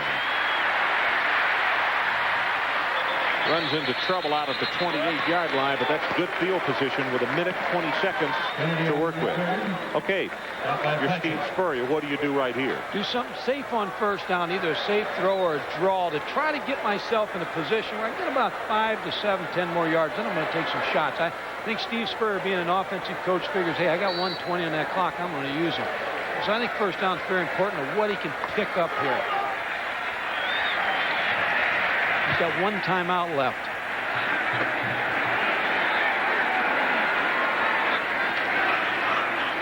Matthews wanted to go with a quarterback draw, and that's going to go for naught. That's number 40, Shazan Bradley, who has him all the way. Safe call. That's exactly what he did. Felt like if he can bust a quarterback draw for a few yards, he put himself in a little bit better position. Johnny Majors not going to use his timeouts. They stopped them right here with still in the 40s. Don't you think Johnny might use one? I don't think so. I'd make them kick to Carter if they couldn't get it. But they're going to pick up the first down in this play. Nope, Willie Jackson going to be stopped short. Loses the football. And Florida, it appears, no signals yet. Well, they're pulling underneath that pile. Florida football. Willie just aged from that picture we saw him a little earlier when he fumbled that ball.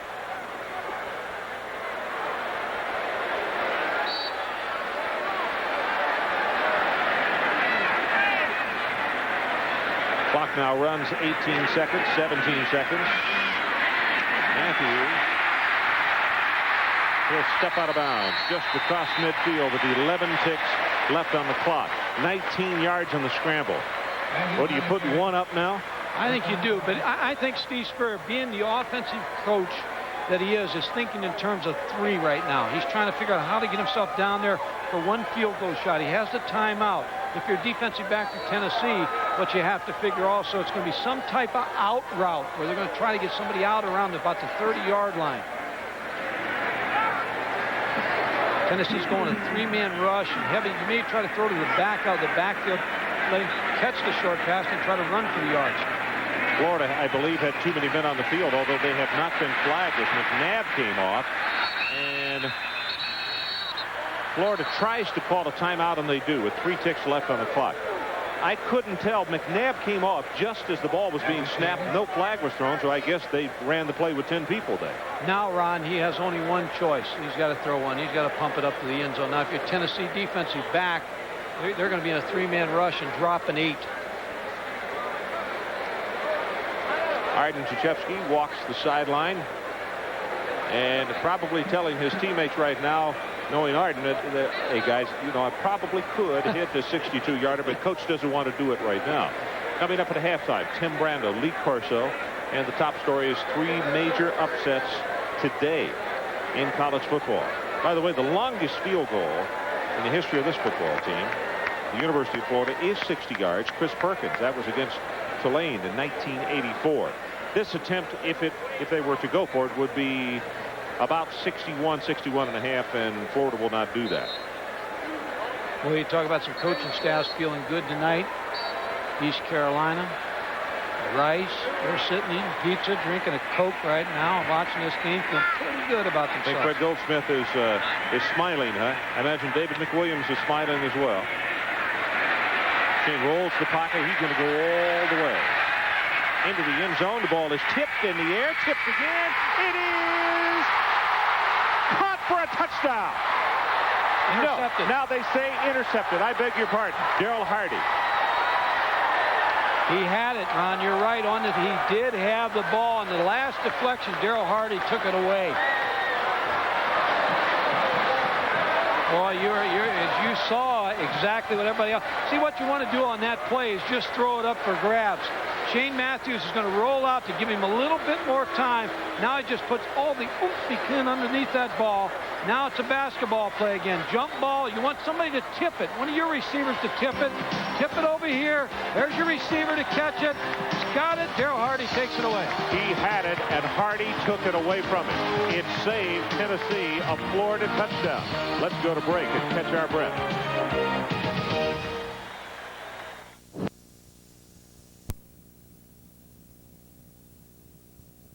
And defense. Johnny Majors has a good plan. The 3 fumbles have really hurt them. What Florida's done a good job is guessing right in the defensive plan. Here you see the 8 people on defense in the 8-man front. Here's, I count them for you. 7, 6, 7, 8. Now watch the 8th person come in. They have 8 people to stop the run. They've been guessing right against the Tennessee offense. They've been able to stop the run, only giving up 14 yards rushing in the first half. I think Johnny Majors has a good plan. He just has to continue patience, eventually guess right against that defensive front and have success. Well, speaking of Johnny Majors, let's go down to the field. Craig James is with him right now as his team comes out of the tunnel. Here's what he had to say about that first 30 minutes. Thank you, Ron. Coach, did the crowd noise restrict anything that you could do offensively? Well, the crowd noises are much more of a factor in college football than ever before because of larger stadiums and playing here, playing at the Dome, or playing in Knoxville.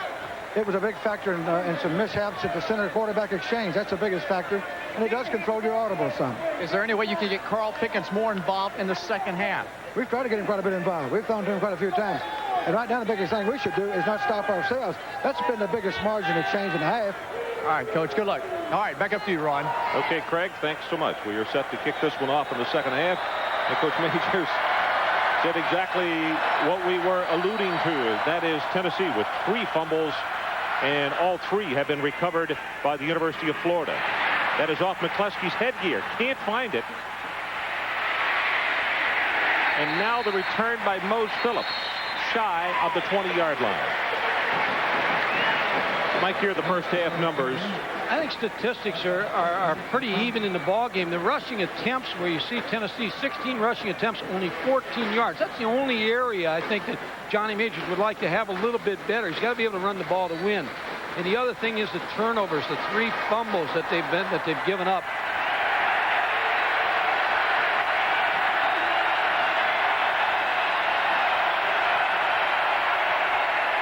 Kelly going to throw in first down. Tried to get it to Hayden as he had brought him out of the backfield. Incomplete. And let's talk about the numbers for the quarterbacks in the first half. You see that Kelly has 15 completions in 21 attempts. Matthews 14 for 24. Both quarterbacks enjoyed a pretty good evening. And again, I think what Tennessee's plan has been excellent. I don't think they've done anything wrong except not being able to run the football a little bit more effectively and just keep it and don't turn it over. Hayden, Paul Pepper on top. Down on bottom is Darren Mickle. It will be third down Tennessee, and they'll be looking at about 9 yards. In fact, I remember last year at halftime looking at the total numbers, and they were about as close as they are this year. Florida, 228 total yards in that opening half, and Tennessee, 226. 40 snaps for Florida, 37 for Tennessee, and your point is well taken. They are going to have to be, speaking of Tennessee, if they're going to make a ball game of this, they're going to have to establish the running game. Third down, the line to make the 29.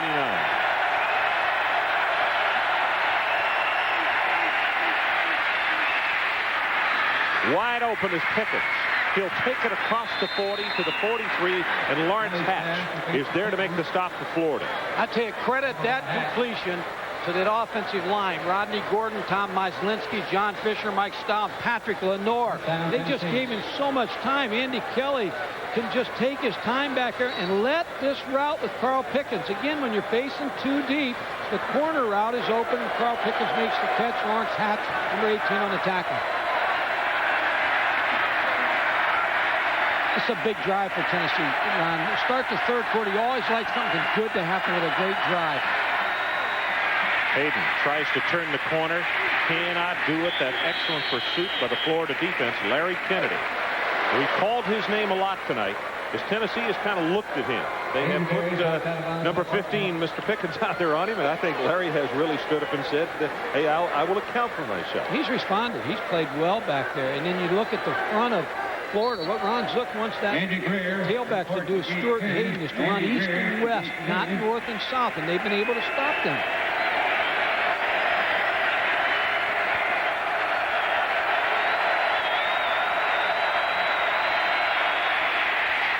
Kelly, he did a smart thing there. He just got rid of it.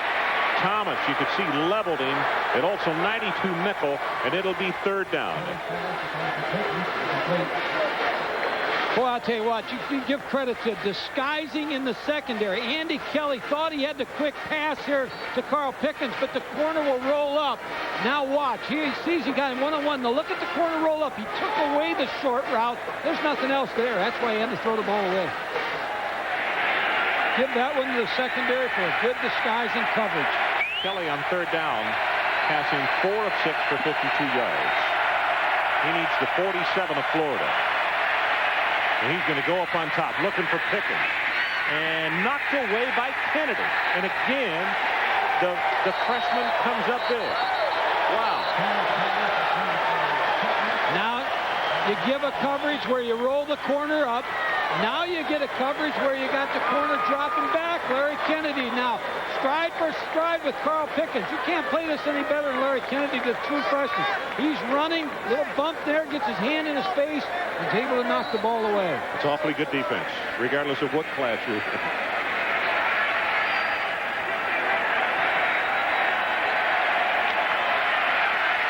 Previous block. Carlton Miles got it. Gators will have it inside the 15.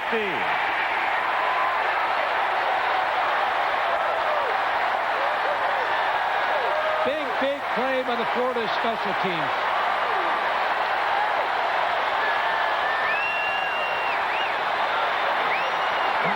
Gilmore recovers. Carlton Miles, I believe, number 31, is the man who got it. The Tennessee special teams are notorious for being great special teams. You have to make a mistake, and the up back went outside and didn't block number 31, Carlton Miles, and allowed him the shortest point to block the punt. Let's see if Florida can take advantage of this situation from the 14.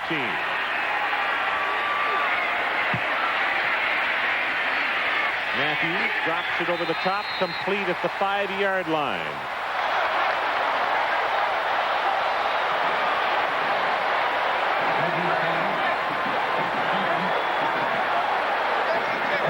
Ron, we talked about earlier the great pass rush. The Florida offensive line in the last few series have done a good job to protect Shane Matthews. That was a 5-step drop that he got the ball away quickly before the defensive ends could get to him. Good blocking by the offensive line of Florida. Jackson and Rushing come in as dual tight ends.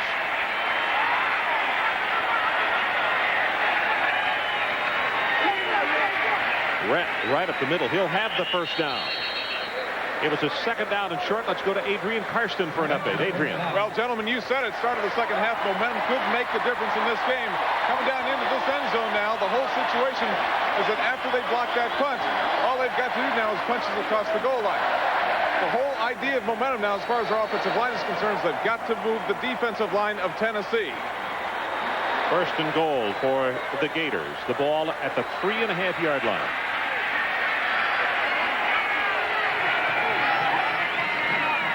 Eric Rett, he'll walk it in.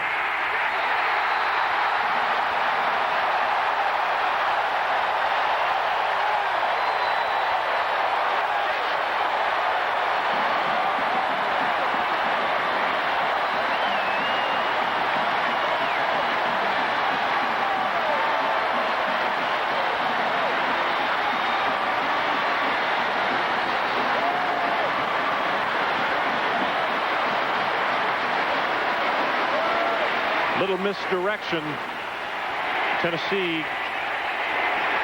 heading to the left. He cuts it back against the grain and goes for the touchdown.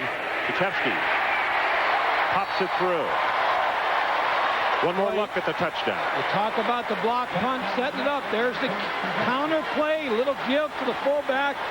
was able to come back against the grain, as you said, and score the touchdown. They were able to block that whole front down.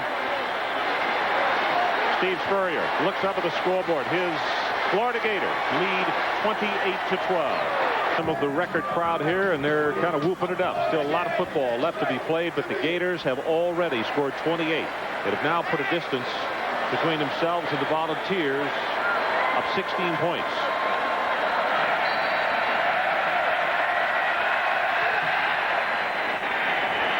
Chepsey's kick comes down to the goal line, and this is Carter.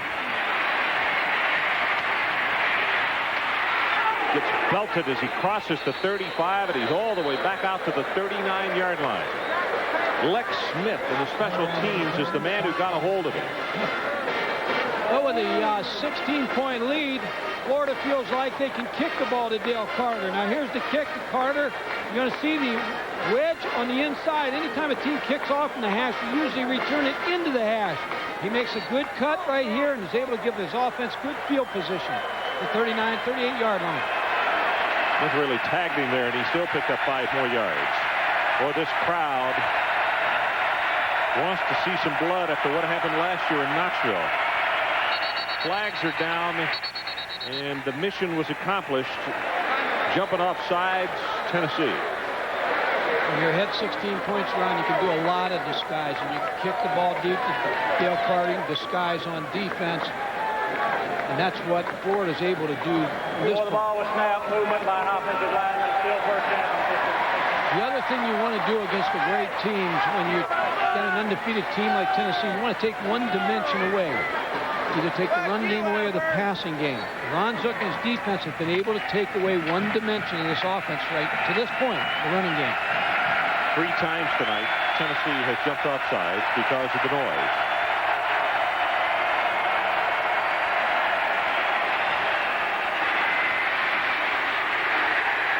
Ephesians Bartley is there to make the hit on Phillips. And it's going to be a second down and still about 12, maybe 13 yards to pick it up.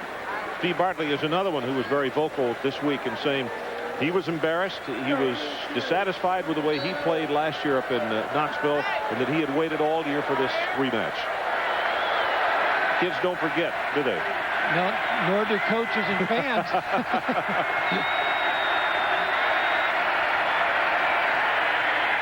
Again, they swing it out of the backfield.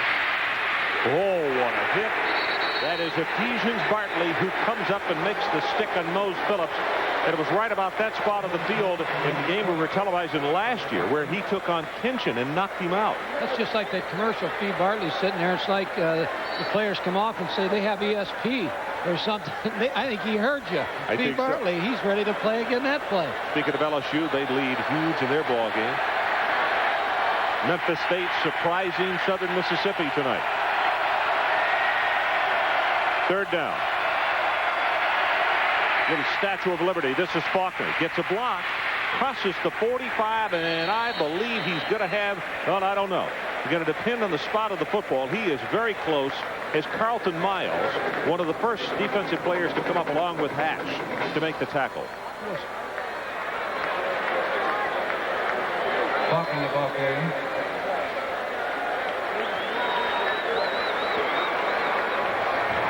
Tennessee with a little trick and play here. You're going to see Kelly come back, and you're going to see Faulkner come around in the reverse.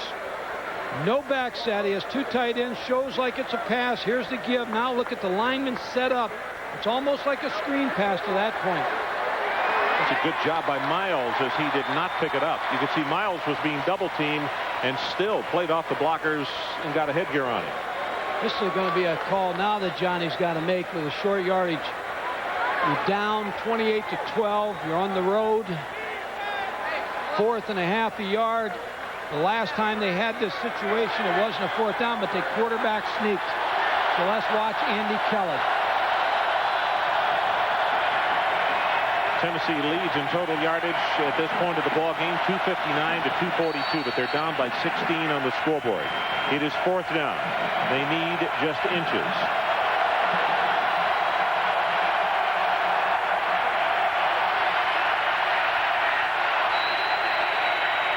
He got it. Culpepper is underneath all of that. off the blocking by Zielinski, Fisher, and Stoll. You're so right. He followed that threesome, and they were able to make the block. And let's go to Craig James for an update. Tennessee's offensive linemen have been saying that they would like to stick with the running game. They feel they can move toward this defensive line out of there. There's still a lot of time left in the third quarter. They can control the clock and keep their offense out there. Craig, and your point is well taken. With still 10:43 left in this third quarter and a 16-point difference, that also keeps the Florida offense off the field, which is not a bad idea. Screen over the middle, and that thing was almost picked off by Kevin Carter. He ran right through it. Kevin Carter, true freshman along with Larry Kennedy. He read the middle screen right from the snap of the ball. Minnesota 4-1, game number 4. Top of the fourth inning.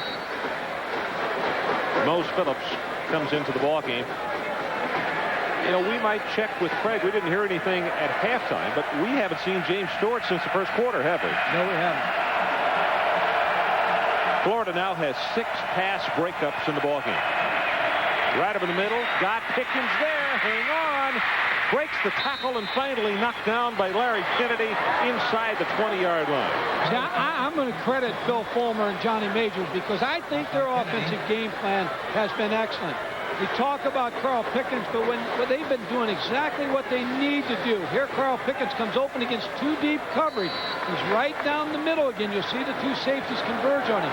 But Andy Kelly has made good choices. He's been able to go to Faulkner, McCluskey, Reeves. Everything except the running game is right on target for Tennessee's offense. Swings it out. This is Phillips again. In the flat at the 50. Barkley is the man up on top who is dragging him back, but they'll give him forward progress down around the 14. Ron, if people are sitting at home and we keep talking about the running game, they had 14 yards rushing in the first half. That's by design. Ron Zook's defense, when you have 8 people up there, they're telling you, go ahead and throw the football. We're going to take the run away. He's going to take one dimension away. He's taking the run away. So you have to beat him throwing the football with a good mix and good balance. And eventually it'll open up the run. Well, Stewart has just come back into the lineup, number 33.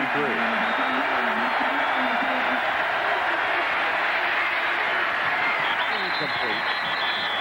Corey Fleming is the man he wanted. Fleming had a touchdown in that first half.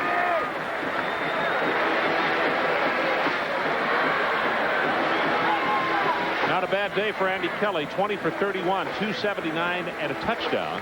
His ball club trailing by 16, but right now they are down knocking on the door. If they score a touchdown here, Ron, Phil Fulmer is going to have to go to his 2-point chart and come up with a 2-point play because he's going to need 2 touchdowns, 2 2-point plays to tie this game. Third down. They need the 7.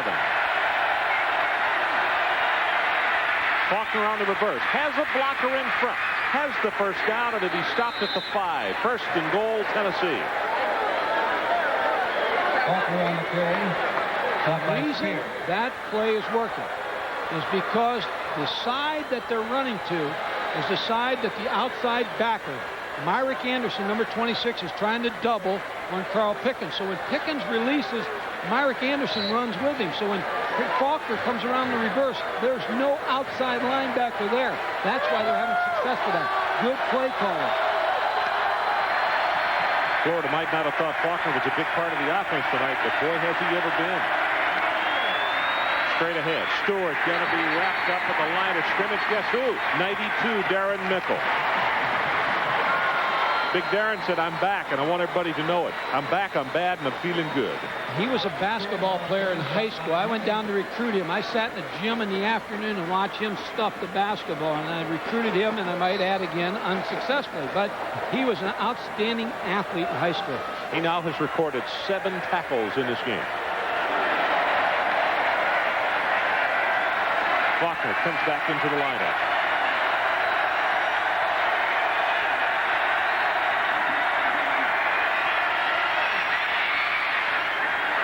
Inside the 2 to the 1-yard line, and that's Heath Schuler, who had just come in at quarterback, the freshman out of Bryson City, North Carolina.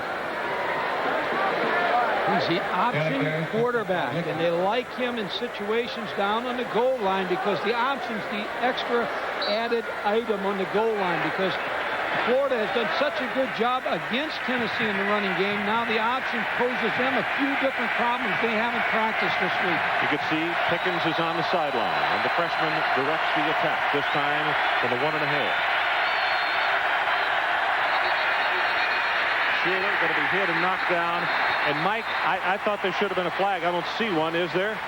Nickel made the tackle. I thought there should have been a no play. I thought there was movement with the offensive line. I still don't see a flag. I don't see either. The official who, unless he threw it up in the stands. Well, the ball was snapped, movement by an offensive lineman, and still third down. So they could not get the flag out of their pocket, or it was hidden one side of it. Watch the right guard. A little bit of movement just the left before guard they snap as well. the ball. Myslinski and Sowell both trying to get a little advantage there, so the 5-yard penalty. Third down remains. Third down and goal in the new line of scrimmage just outside the 6. Now you bring Andy Kelly back in to throw the football.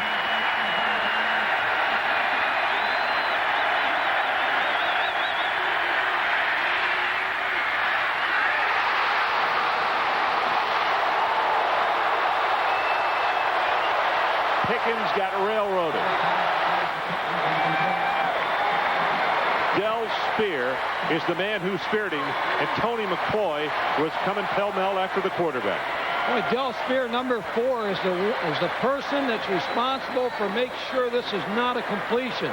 Andy Kelly a little high on the throw. Carl Pickens got his hands on it. Should have probably made that catch, but Dale Spears comes into him right as the ball is there to make it an incompletion. Bexford to attempt from 23.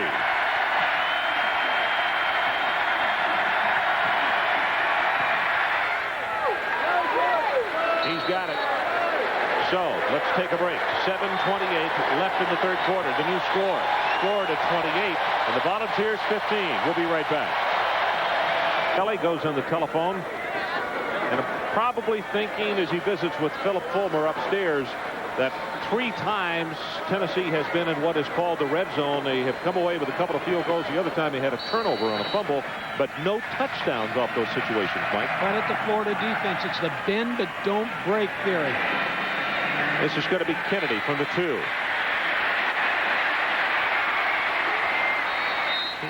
He must have stumbled for 12 yards. Somebody got a piece of his ankle. Here's what the scoring drive looks like. 13 plays, 55 yards, 5:27 time elapsed in Bexford. The freshman from Chattanooga with the 23-yard field goal. ESPN resumes its coverage of NFL's Sunday night action on October the 27th. The world champion New York Giants play host to the undefeated Washington Redskins. Mike Patrick and Joe Theismann will be there for that key Eastern matchup on October the 27th, 8 o'clock Eastern time. Eric Rett out to the 35, and it's Ernest Fields who was there to make the stop. Here you see now Florida's going to that same set that Tennessee uses. The 2 receivers to the top, 1 to the bottom. Now they have a 6-man group to run against. So they're going to run the football. They're going to try to use this formation to get their running game going.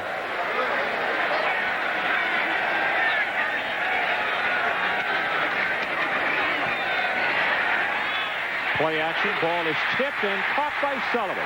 Alonzo Sullivan, as the flag came down, and the quarterback, Shane Matthews, turns to the bench and says, Coach Murray, it's going to be offensive holding.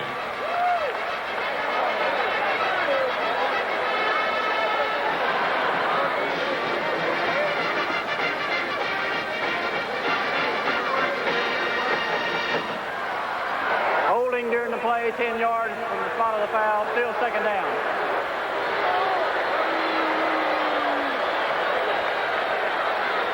Watch the Florida offense here. Watch the right guard, number 73.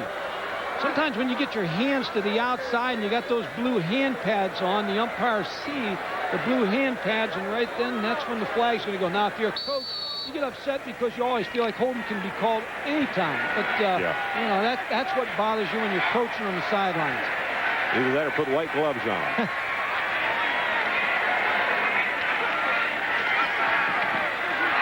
And here's that reverse on the shuttle pass that they tried in the first half that was incomplete. Sullivan winds up with the football. And that one might draw a little dust, I would think. Maybe later on in the year, maybe against Florida State or somewhere down in there. Well, see, every team will get this tape, so they'll see it, so they'll practice again. So watch Chuck Smith here, number 56. He's responsible for the reverse. He sees it coming. He bends back in and makes the tackle. His idol is Lawrence Taylor. He wore his jersey, a jersey replica. I know he didn't wear Lawrence's jersey because he has to wear it Sunday, but or Monday night, I believe, at Pittsburgh. But he is his idol, and he wore a jersey just like him in practice the other day. Shane Matthews caught from behind, and it's the first time that he's been sacked tonight.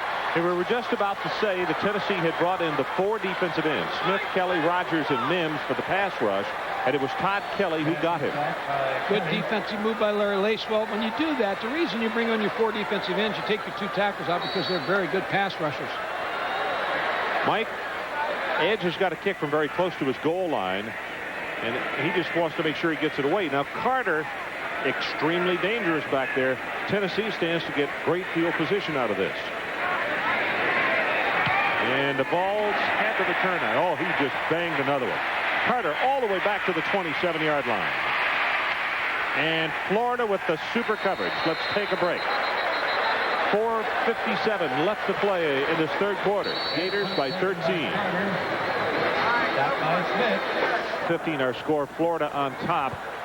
We talked about those 4 defensive ends coming in for Tennessee and what a great job they've done with pressure. We talked with Chuck Smith about what goes through his mind when it is 3rd and long for the opposition. I look at the line and I see they're nervous. And when I get outside, it's just a whole nother ball game when it's 3rd and long. I just get happy. It's just like Christmas. Now you can see that jersey that Mike was talking about is a replica of that Lawrence Taylor jersey. Volunteers on offense, this time from the 37.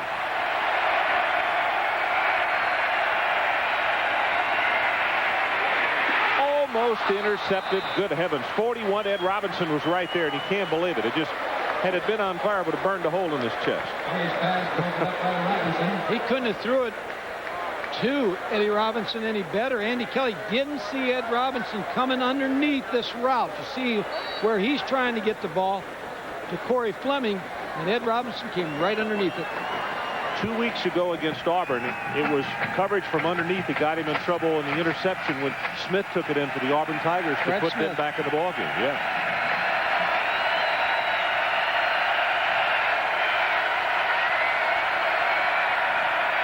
Kelly swings it out of the backfield, incomplete, and I'll tell you who you can credit is Darren Mickle.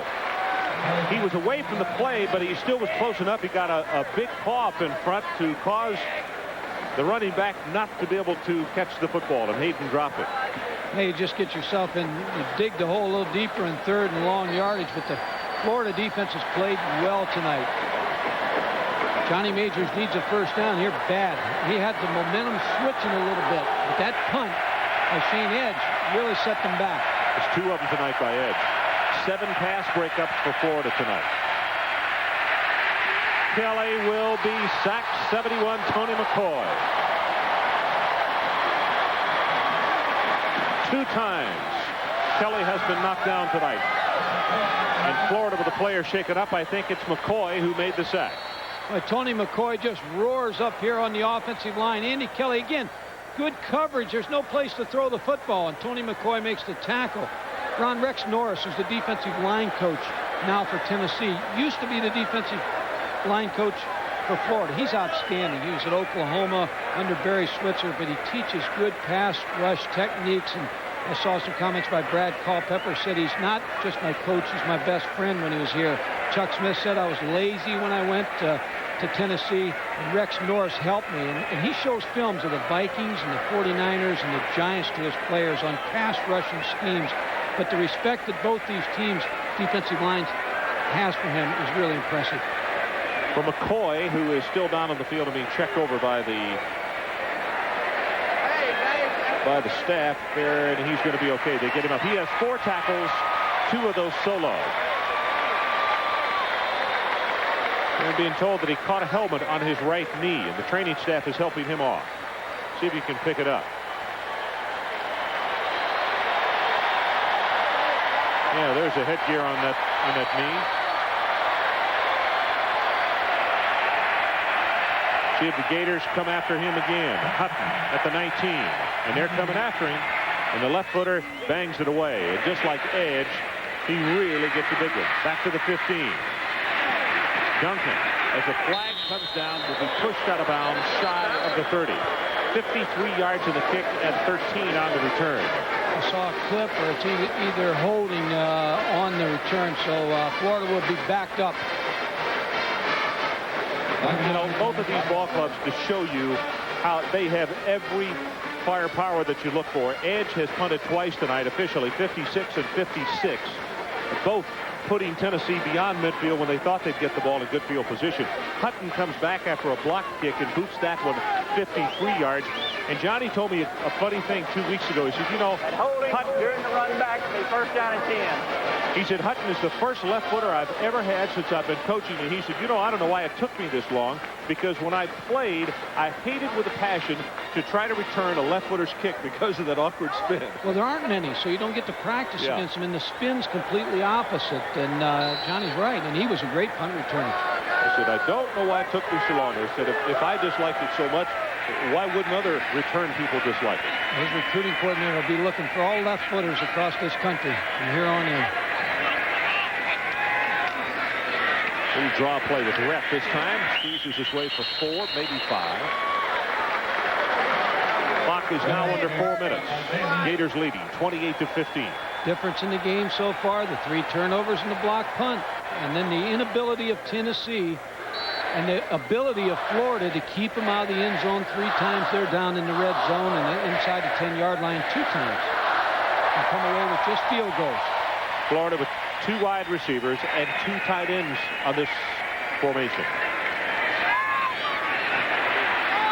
Incomplete. He wanted Aubrey Hill. And let's go back to Tim Brando for an update. Tim, what do you have for us? Run out in Pullman. Washington State had a chance, trailing by 7. C.J. Davis will go for the pass, but Jason Oliver comes up with the interception for the Trojans. And the look on the face of Drew Bledsoe will tell you that Southern California did win the game by a touchdown. Noteworthy, they get Notre Dame in 2 weeks, and they play the Huskies of Washington on November 9th.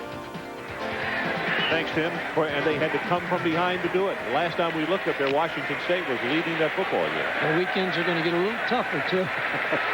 The weeks get a little shorter. Oh, it has nothing to do with daylight savings stuff. Worse than Notre Dame ahead. Matthews wide open over the middle. Got Red out of the backfield, and he will have the Florida first down +5.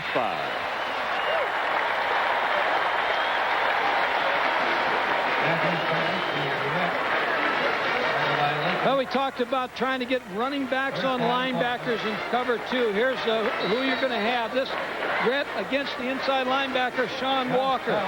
Here you see the drop back. You get the whole field to work with.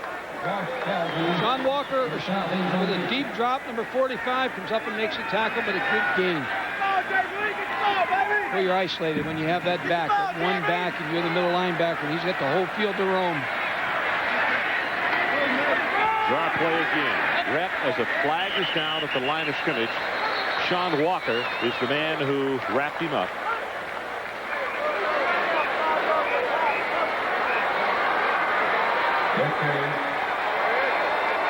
Stop by Kelly.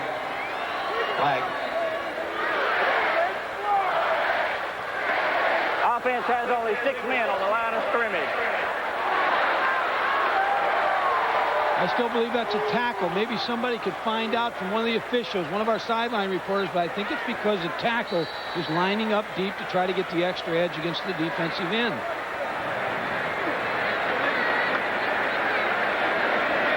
Two minutes and 40 seconds left in the third quarter.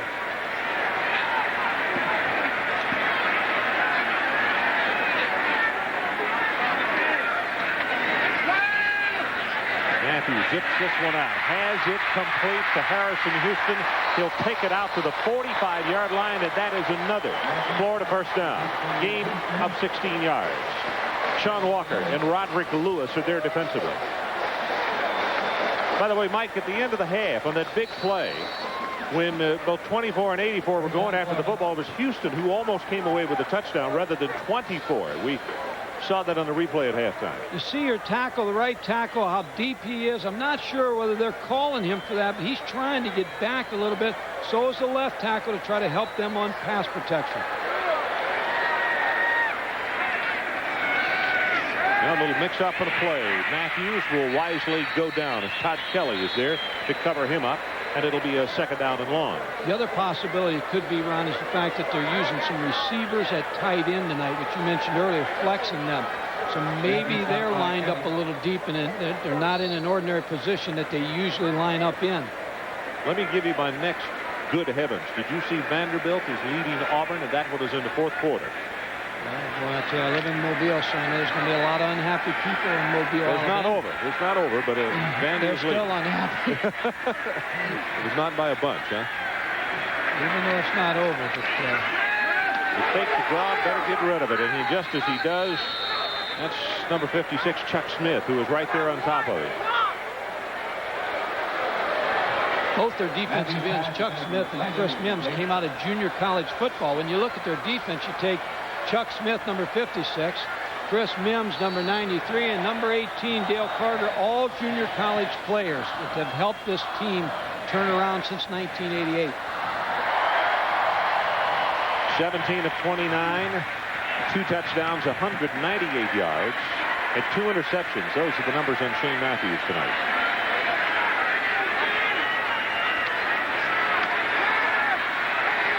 Matthews going to go long for his running back, and it is intercepted by Floyd Miley at the 30-yard line. So the third down pass goes awry. Tennessee will take it over. I guess it's almost like a punt, though, Mike. Puts him back inside the 35-yard line. Shane Matthews tried to go up on top to the corner route. You see the corner route, the receiver running it, the one that he scored the touchdown on earlier. Floyd Miley, who's a corner, didn't have anybody holding him in the flat, so he was able to sink and make the interception. Somebody was in the wrong spot. You also could see number 5, Willie McClendon, was there in the area, which brought another defensive player there.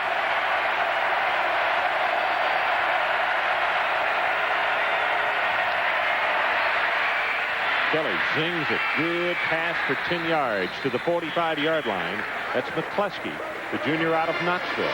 And Del Spear comes over to make the stop.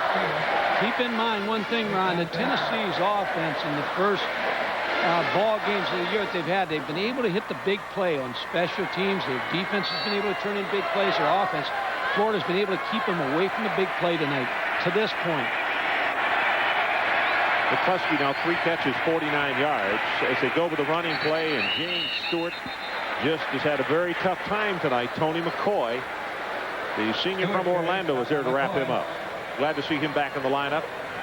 He injured that knee, got a ding on it just a moment ago, but he is back and healthy now, obviously. Florida's had great success on first down defensively tonight. They've been able to make Tennessee always be in second and longs and third and long situations, which are tough to pick up. Could be the last play of the third quarter.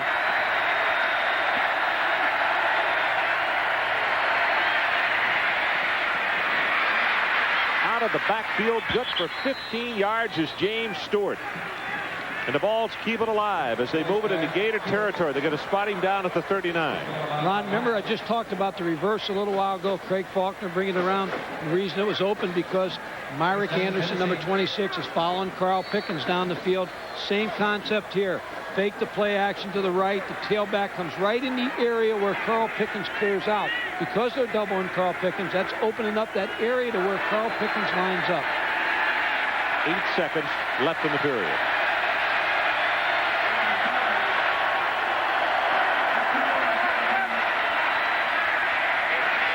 Kelly going deep over the middle for Pickens, and intercepted by Will White.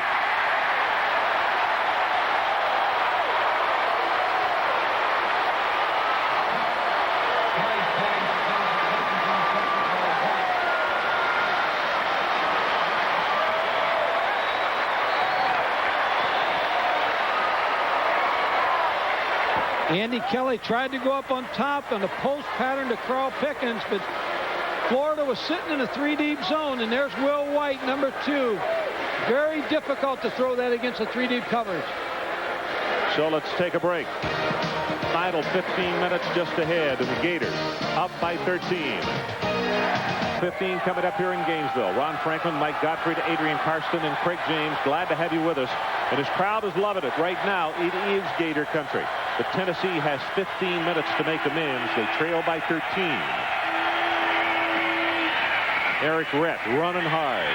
That's Fields, number 23, who will step up and make the hit. And let's take one more look at the White interception.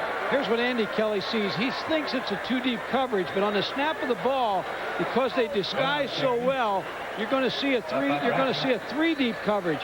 And it's very difficult to throw the ball in the middle of a three-deep coverage right here when they rolled into it. And there's Will White for the interception. I'll tell you what, Will has always performed well here on ESPN. He didn't start against Alabama earlier this season, but he still came on, played great, and had an interception in that one.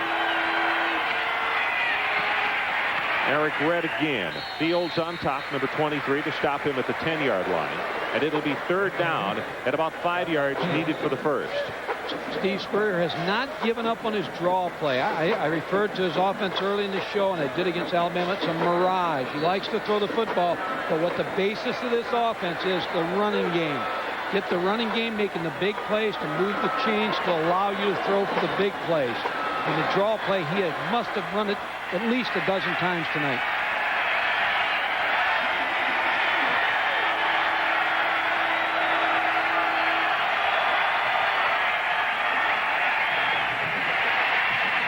Matthews just has to get rid of it. The pressure was coming from Shazan Bradley, number 40, the senior out of Athens, Tennessee. So Florida will have to give it up. An Edge, who has had the edge in punting tonight, a couple of 56-yarders, is going to be called on again. Because, again, from the line of scrimmage, it would appear that Tennessee would be able to get good field position. Let's see what he can do on this one as Carter drops off in a single safety. Tennessee needs a big play on this special teams. They need something either for a score to go block the punt or return or to get great field position so they can get a touchdown quickly.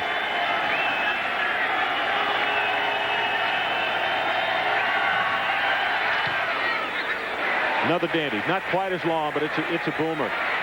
Back to the 39-yard line. Carter looks for a block, turns it up. Flag comes down, back downfield as he'll go inside the 35-yard line, but I think it's going to come back. As Myrick Anderson, number 26, was there to make the stop, and the Gators have a player down back at the 39-yard line. And right now, let's take a look at the Army's storyline of this one so far. Kelly, 22 of 37, 310 yards and a touchdown. Matthews, 17 of 31, 196, 2 touchdowns. The Tennessee averaged 1.3 yards per rush, and that is huge. Ron, that was a big play on the punt return because they would have had great field position on the 30.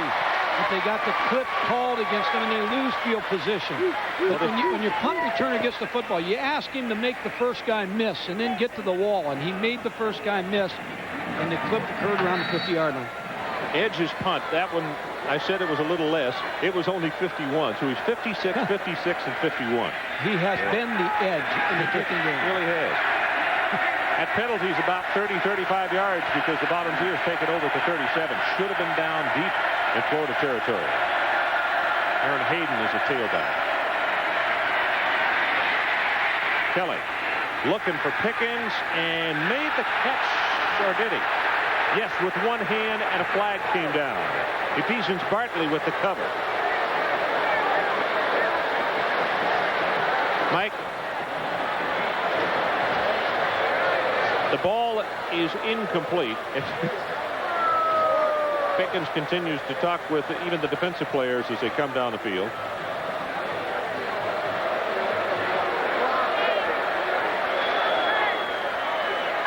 Defensive pass interference will be 15 yards from the previous.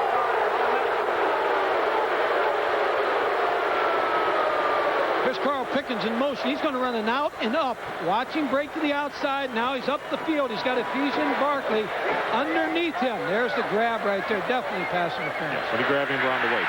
I looked up yesterday just before the teams came out on the field. And Ephesians had crawled upon one of our mobile cams that moved along in the end zone, and he was up there checking out the focus. He has been focused tonight.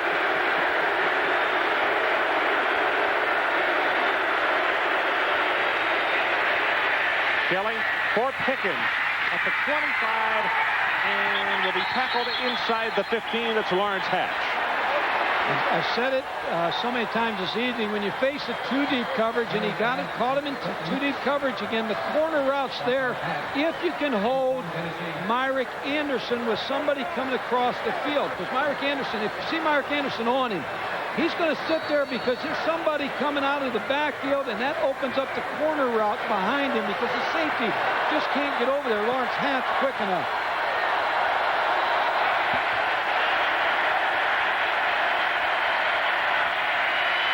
Kelly rolls the pocket, delivers it, had a man open, incomplete. Oh, my goodness. McCleskey was there, maybe waited about a beat too long to get that one away. Ron, here's where they've had all their problems all evening. Inside this area where they've had to settle for 2 field goals. They fumbled the ball one time, turned it over. 3 missed scoring opportunities. They did come away with field goals, but they have to come away with a touchdown. Mose Phillips, number 19, the freshman out of Nashville, comes in at tailback. They're short a player. Kelly will have to call a timeout, so he'll stop the clock with 12:42. It was stopped, but they will call a timeout, and we'll take it with them. Florida 28, Tennessee 15. We'll be right back. And on broadcast television starting Saturday night. Of CFA football, Tennessee versus Florida, is brought to you by Jeep and Eagle, a division of Chrysler Corporation, and by Budweiser, the king of beers, who reminds you friends know when to say when. So here's the situation. It's a 2nd down and 10 from the 12-yard line for Tennessee. They trail 28-15.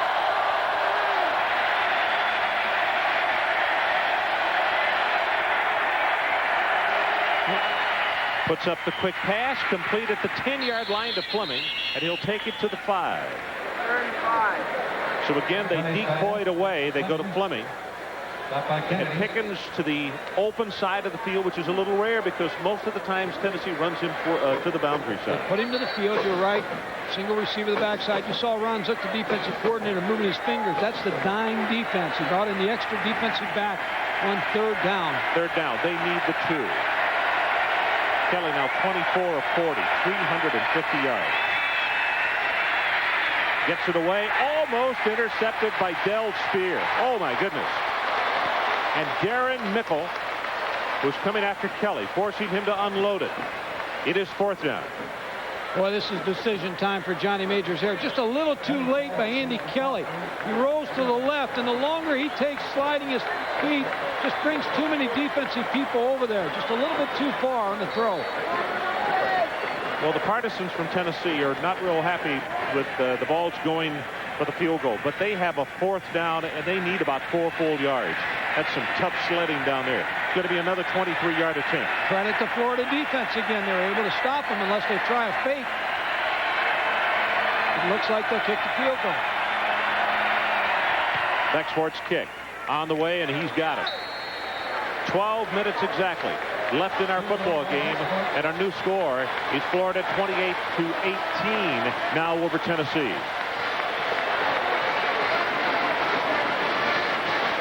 Mike, the point that you have made about this Florida defense, and before we talk about that, let's go to the Tennessee sideline, and here's Craig James.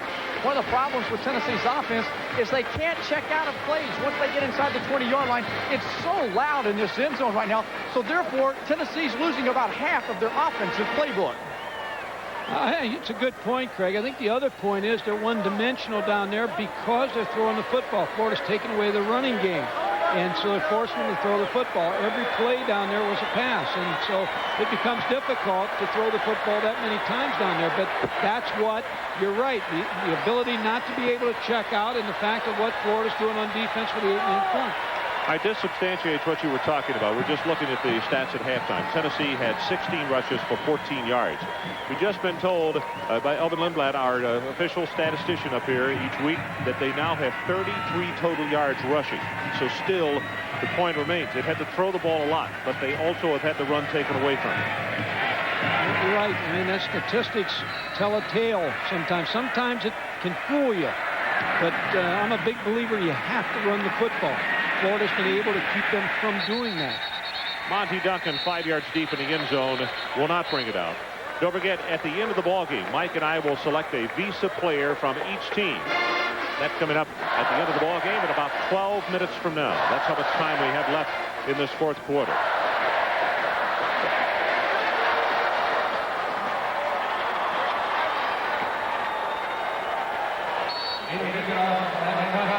Shane Matthews. Keep my eye this time, on Mark White, number 60, and Tony Rowell, number 56. See how they're doing with our guys, Chuck Smith and Chris Mims. This half for Shane, 3 of 7. 1 interception, 39 yards. Flag is down. Pass is delivered. Almost intercepted by Darrell Hardy. He stepped right in front. But Chuck Smith was just roaring up the field on the right side on Mark White. He got just around. It looked like he tackled him. And the flag we talked about, Florida is now retreating. They're going to have to back it up 10 yards. Offense had only 5 and 6 men on the line of scrimmage. Still first down. Well, I beg your pardon. I thought it was holding. My misinterpretation. That's been about the 4th time we've heard that call. 10 penalties, 81 yards against the Gators tonight.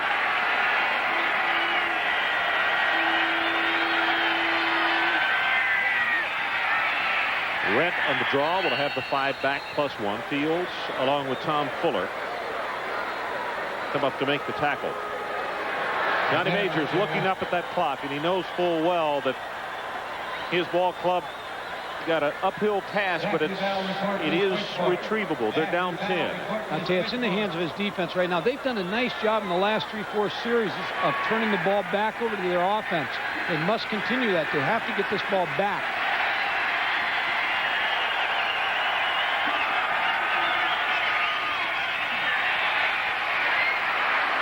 Shane Matthews will run. He'll be well short of the first down. He's at about the 24.5-yard line. Matthews was about to go down hard, and his teammates grabbed him before he hit the turf after Fields had hit him. They want to go to the Sugar Bowl, so they're going to make sure they grab him when he gets over there close. Chris Mims came so hard up the field and was working so hard on the offensive right tackle, Tony Rowell, that he opened up a seam inside, and that's where Shane Matthews took it up inside and picked up good yardage. So now he's still got 3rd and 5 to try to pick up here. Big down for the Tennessee defense. And again, the Volunteers bring in those 4 defensive ends as the down 4.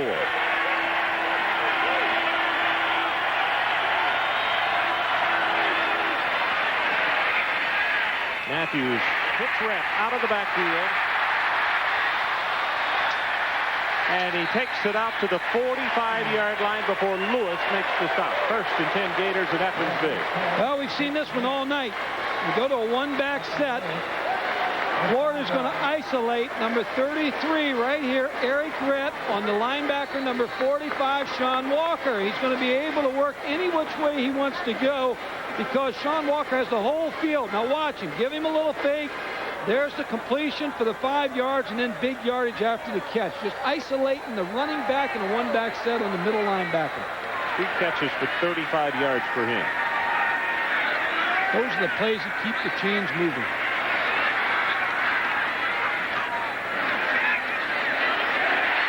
Over the middle, Harrison Houston at the Tennessee 40-yard line.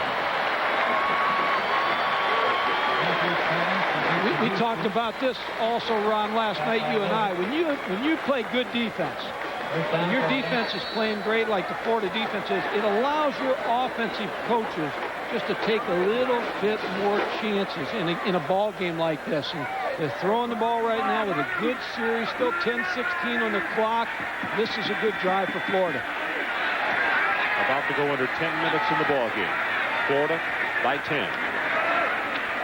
Draw play with Rhett. Finding his way. Has 5. Has 10.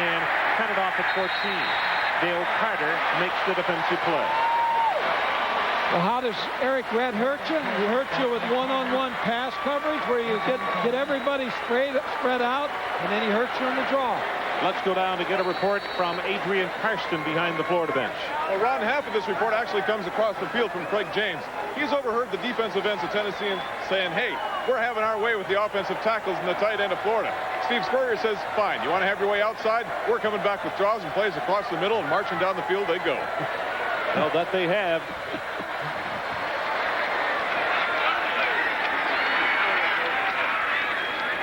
Rhett right up the middle, goes for a couple, maybe 3.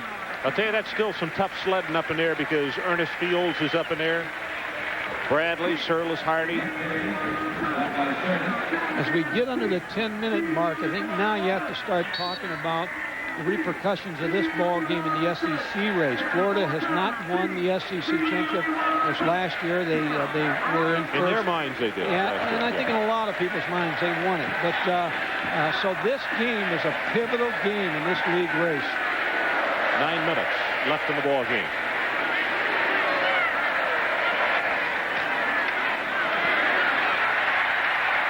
Rhett, oh, he gets tagged. That's that little misdirection that they started running against Alabama that worked so well. It's like a toss sweep, and everybody starts to run, and all of a sudden he plants and comes backside. Now, the next phase of that is they'll pitch it back to Eric Rhett. He'll start to make his counter and give it back to Shane Matthews, and he'll throw a pass off of that.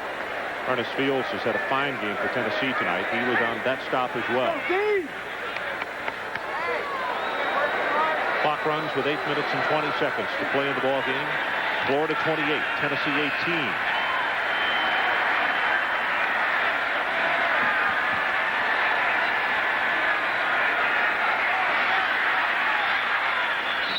Hill came in motion. Markers come down all over the place. Going to be a delay, and they couldn't get it off before the 25-second clock had gone. I might ask how you get a delay a game in this situation, but there's so much movement. Delay a game, offense, 5-yard penalty. Steve Spurrier has done such a great job of substituting tonight. Now, we haven't seen a no-back set for how long? Now he's giving you a 1-back set, 2-back set. But to do that, you got to substitute a lot of people in there, and then he had motion on that play. That caused a delay. And at times, tight ends were confused as to whether both were supposed to be in a ball game or only one. Let's watch Eric Rhett against the linebacker. Third down, and about 9.5 for the first. Matthews running for his life, and he'll go down at the 22. It's well short of the first down. And let's see if we see Arden Krzyzewski come on. Yep, he's loosening up the leg at the 40. Casey Rogers put it into the road for Matthews. I always see when you come to Florida, Arden Krzyzewski, he just sits with you and talks. He's an interesting What character. an entertaining kid. In fact, he has more superstitions than you can say grace over. In fact, we'll get to those before this ball game is over. This is going to be an attempt of 38 yards. Arden this year, 9 of 11, his longest 48. Ball is blocked. Loose at the 16-yard line. It will be knocked out of bounds by Tennessee. Tennessee's not dying easy. They're hanging in there, Ron. So the Volunteers block the field goal attempt. Let's take a break. Gators continue to lead by 10. Playing the ball game, and let's check out the block. Darrell Hardy got it, Mike. Okay, when you watch a wingback, what you ask him to do is you have to block inside. He has 2 men. You block the inside guy, and then you come back out on the outside guy. But you see Darrell Hardy get inside, and he's able to block the kick. Chris Gilkey, number 39, he got inside him. Here's a second look. You see him block the kick, and you need those kind of plays to turn it over and give your offense another shot.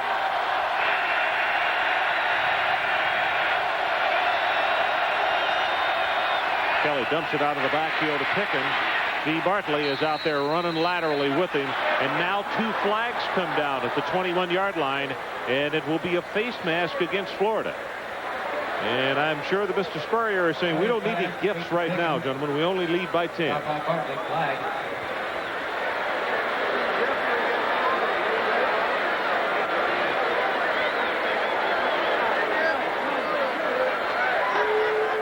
face man speed. The defense, 15 yards. First down. Mike, this is what's happened to the Volunteers the last 3 times they've had the football. See, they lead this ball game in total yardage, 380 to 345. But they drove 56 yards. They got a field goal, 55 yards and a field goal, then 43 yards and an interception as you look at the individual numbers on Pickens tonight. Going to go upstairs and going for number 15 again, and it is intercepted by Florida Del Spear.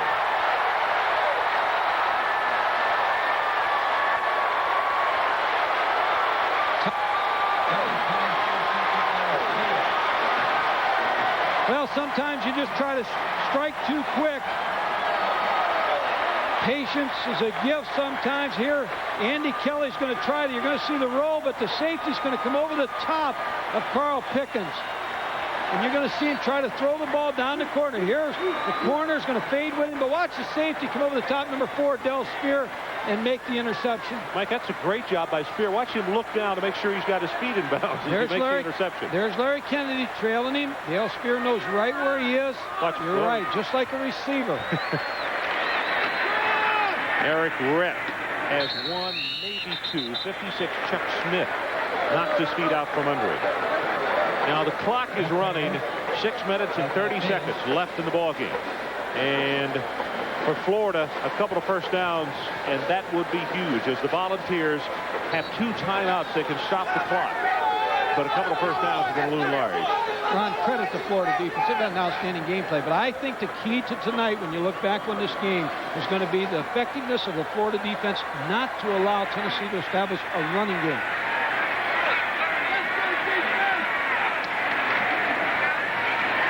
And a little misdirection again. And it's Rett. He'll have the first down. And here comes another flag in from the far sideline as Fields makes the stop. Minnesota now jumping on top. 6-1 in the bottom of the 6th inning. Auburn now leading Vanderbilt 24-22 in the 4th. Vanderbilt's had some close games where they've almost won some games.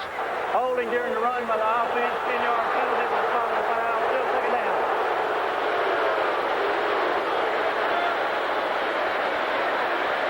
So let's reset it. This penalty will push it back to the 29-yard line. And it's going to be 2nd down and 10 to pick up the first. Come back to Vanderbilt. I'm sure Watson Brown left some good players there, and Jerry DiNardo in his first year is just trying to get some wins so that they understand how to win and can win some football games.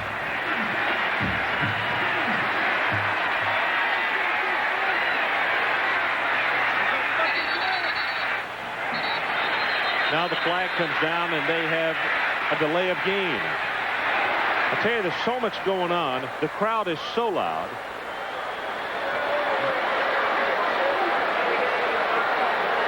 It's the 2nd time this quarter that Florida has been called for delay of game.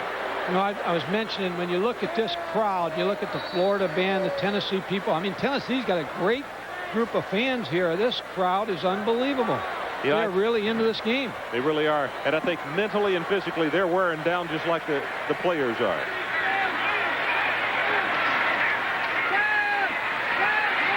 Matthews hit as the ball is delivered incomplete. Harrison Houston was the closest to the football. And underneath the rush of Chris Mims is Shane Matthews. What Tennessee needs now is a defensive turnover. You have to get a fumble, have to get an intercepted pass. They've got to get something quickly.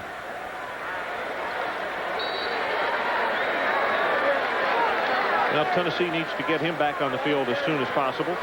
And, of course, he has played this side of the football. The coaches, you remember we said a couple of weeks ago, said he's an All-American as a wide receiver. If he had played defense, they think he would be an All-American there. He's that good an athlete. First time we've seen the no-backs set in the 2nd half. Short drop, gets it right over the middle to Willie Jackson, and he'll take it to the 37. That's close to a Florida first down, but he'll miss it by a yard and a half. Sean Walker is there to make the stop. Punt the football. It's the only decision there is right now.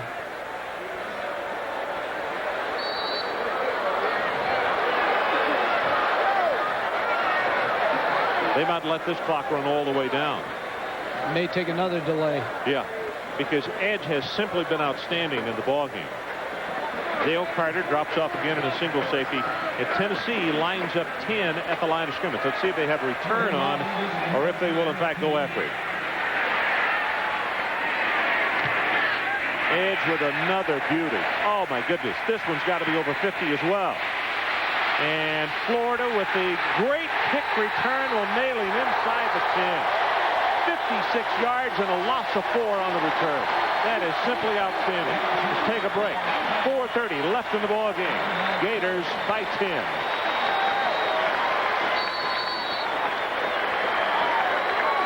Now the cheerleaders think they're feeling it right now with 4.5 minutes to play. Still enough time when you got weapons like Pickens and company.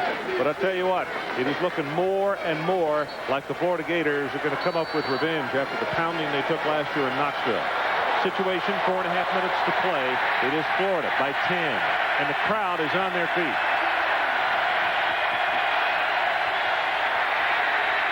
Andy Kelly zips it out of the backfield. It'll be dropped by Tavio Henson. Tavio Henson comes into the game, the drop back game. He knows the drop back game a little bit better than the freshman running backs. Has pretty good hands. That was a low ball, was tough to catch.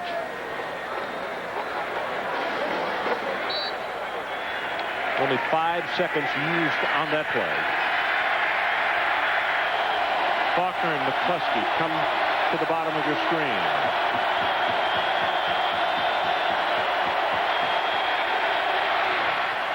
Has this one complete to his tight end Von Reed, and here comes a flag in, thrown by the umpire that normally is offensive holding. Check it.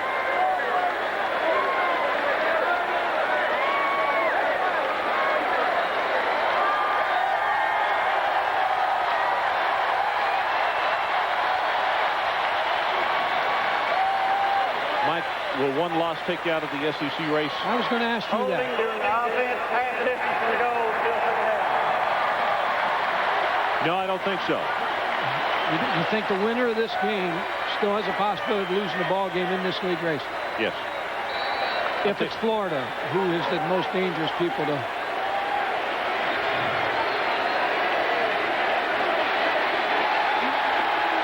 Florida field record, over 85,000, the largest crowd ever to see a game in the state of Florida. That was the case the last time we were down here. And they've increased it tonight. Pressure is on Kelly, and he dumps it off to Henson again. Out to the 15, and now the 18-yard line. Lawrence Hatch came over to make the tackle. It's going to be a gain of 16. Ron, if Florida holds on, we were just talking there, and you felt like that one loss wouldn't necessarily take you out. There's what Florida's remaining schedule. Well, see, they got to go to Auburn. They got to go to a much improved Georgia, and they still got Kentucky left. Henson, and he's going to pick up the first down as they step out of bounds. But I'll tell you that, you know, the trip to Auburn will never be easy for this football team, plus the fact that Georgia is playing some outstanding football. They had an impressive win on the road today up at Oxford against Ole Miss. I'm so impressed with this league and the games we have been able to do, of the crowd support and just what it takes out of the players. It's unbelievable to me as I travel around the SEC just to see the input that everybody has in these games. It's just outstanding.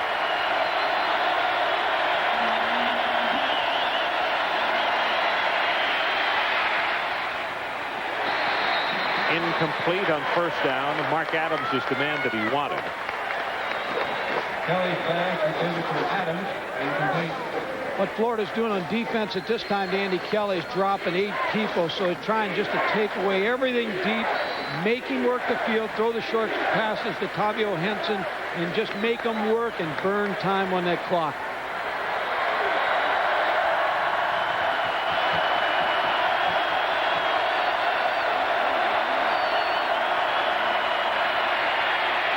Kelly, great protection. The ball is intercepted by Larry Kennedy.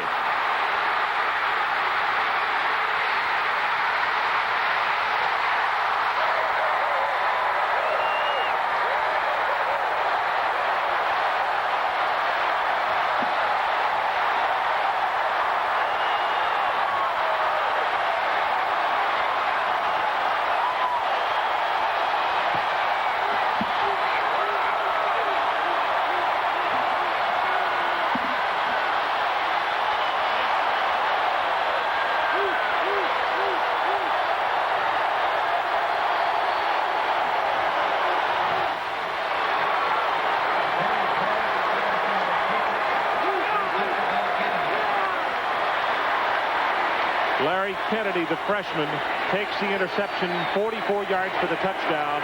Arden Zasepski knocks it up and through, and with 3:25 left in the game, 35-18. I just talked about how the fact of now they got you in a rush where they're going to play heavy zone coverage on you. So if you try to throw the ball deep, you're really going to throw into some pretty good coverage. This ball just was thrown behind Carl Pickens. Larry Kennedy just with a good interception, a good block by number 57, Kevin Carter, for the touchdown. So let's take a break. 35-18, Florida. Well, this is the scene. And the crowd, it's a record crowd tonight, and I think they're trying for a record in noise, Mike. It's been hard to really hear yourself here for about the last 20 minutes, about the last 8 minutes of the ball game. See, Gators whip Tennessee. I saw a Gator right outside my room. You're not exaggerating, because you woke me up to come out there and look at it. It wasn't bad at 1 o'clock in the afternoon. When I was walking in at 3 o'clock in the morning, I wondered where he was at. J.J. McCluskey takes the pooch kick, and it's Ed Robinson, number 41, the sophomore, who was down there to make the tackle.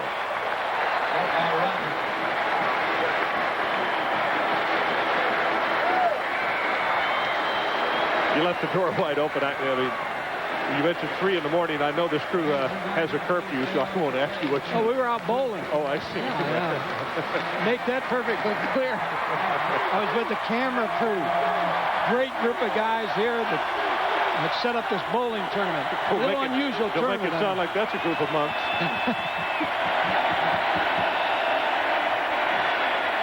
Pass caught for the tight end, Adams, and he'll be tackled at the 31. Mike, very quickly, if we can, now let's finish this situation on schedule. Let's take a look at what Tennessee has remaining as far as SEC play. And, of course, they're going with the no-huddle right here. We'll probably do it at the end of this play if Randy Kelly gets it on. Clock runs under 3 minutes to play. Gators with a commanding 35-18 lead. That one is going to be thrown short. And let's go to Tim Brando for an update. Ron, as we mentioned at halftime, Lee Corso, it's been the day of the missed field goal and the made field goal. Jeff Owen had a 55-yarder in Nashville. It was wide to the left, had plenty of distance. Auburn ekes out the win 24-22. Interesting point about that schedule. It's been a while since the old cocktail party meant as much, with Georgia down and Florida past probation problems. Well, you're right, Tim. When you talk about that game, Ron, we were just talking about that Georgia game will be a big game now. Probably always is anyway, but the extra significance. And the Dogs are playing extremely well. Pass looped over the middle. It is caught, and it's going to be a 4th down. James Stewart made the reception. Lawrence Hatch there to make the stop, and it was Bill Gunner, number 93, who was coming with pressure. There's a gentleman right there. He's a good football coach, Johnny Majors. He'll get this team rebounding next week. This young fellow right here. He's done an outstanding job. Well, you're right. It is interesting to watch him on the practice field. He is a great teacher. And he has taught well this Florida football team. That pass is going to be caught complete. That'll be enough for the 1st down on the 4th down try. Well, when you're the winning staff, you feel good. The losing staff, it's very tough.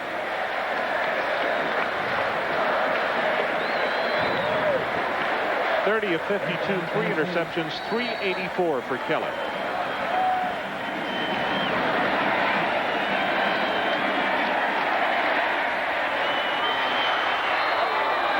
Faulkner drops the pass over the middle. And that stops the clock with 2:01 to play. Very quickly, this is the Tennessee schedule, what they have left. At Alabama. At Notre Dame, of course, not a conference game. They play host to Ole Miss. At Kentucky, they still have Vanderbilt. That game on October 19th is going to be an interesting one, because Alabama's playing very well. Yep, they really are. So probably of the remaining schedules, you'd say that Tennessee probably has the toughest of it left right now, don't they? But they picked up an L tonight, so they go in the whole one. So the Georgia game is going to be the important game in the schedule for Florida right now. Thrown complete to Von Reed, the tight end. And you know, Ron, we talked about Vanderbilt seeing that score. I mean, they're so close, and you know, sometimes you just need to win a game, like we talked about Johnny Major's team in '88 losing 6 in a row, then they win 5 in a row, then they win 29. From that point, you never know when the light bulb goes on. No, it's very true. And I guess, I shouldn't say that Tennessee has the tougher of the two schedules, because we witnessed today a couple of games that it seemed like they should have happened. Waco, Texas today. Rice is a 20-point underdog to an undefeated top 10 Baylor team, and Rice wins. So when it comes to conference, kids grow up together, they're recruited together, and it doesn't take a lot of added incentive. Well, you made a good point when you started this game. You said for 365 days, these Florida people have been getting ready for Tennessee. Now the reverse is on. Now Florida, when they play Tennessee next year, will have the same situation. Residents in CFA scoreboard with Tim Brando and Lee Corso coming up next.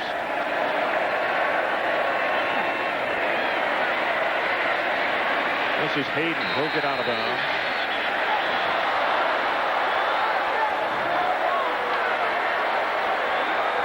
One loss does not take you out of the national picture. I've been saying that all week. I know there's a dominating team or two out there in Florida State and Washington, but one loss doesn't take you out of it. As I said before, when you get to your second loss as a coach, then you ask for a college playoff, because that's the only thing that's going to get you back in. Get the defense 5 yards, gives them a first down. So the drama is extended just a bit, but still it would take a miracle with 51 seconds left, and the Florida Gators on top by 17. First down, Tennessee.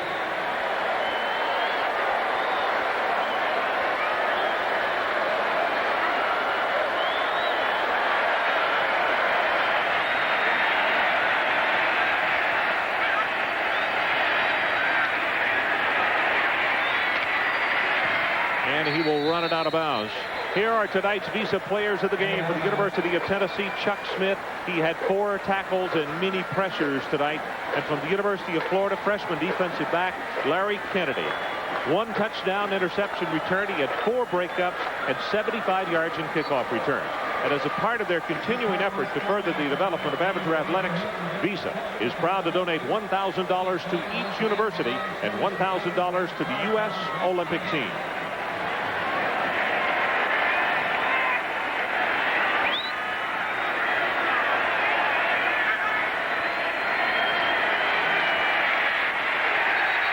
Kelly will be sacked by 93 Bill Gunter. That is the 3rd time that Florida has gotten to the quarterback tonight. And now the clock runs under 30 seconds to play.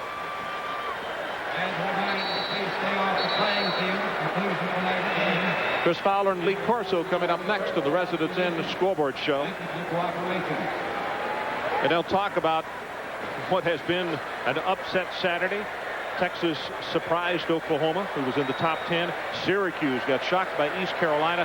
However, I'll tell you what, there are a lot of people on this crew, you and myself included, though, that are never surprised what happens to East Carolina. I think that young fellow does a great job there, and they're a good football team. Well, I think Billy Lewis has himself a pretty good football team. I think Syracuse is a good, solid ball club, yes, too. And you just never know. I saw some plays from our scoreboard show on there, some unusual plays, but again, you credit Bill Lewis with his staff with an outstanding win. We said Fred Goldsmith and his staff at Rice and the Texas staff. But you look at Paul Pasqualoni, who's done a very fine job with that Syracuse team, and they'll still be back in this picture also.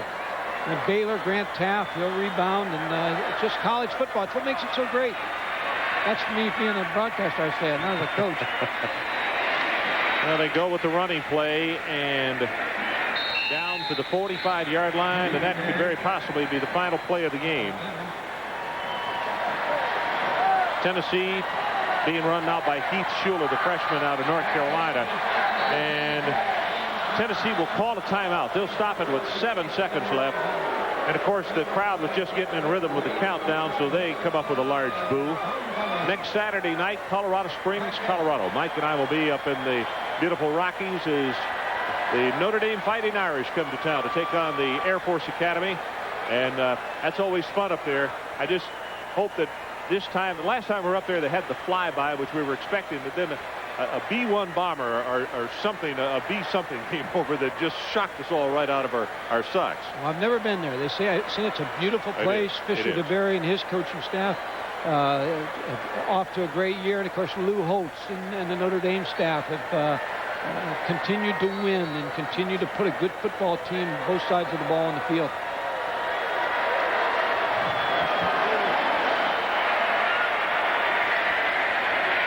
Kelly running for his life.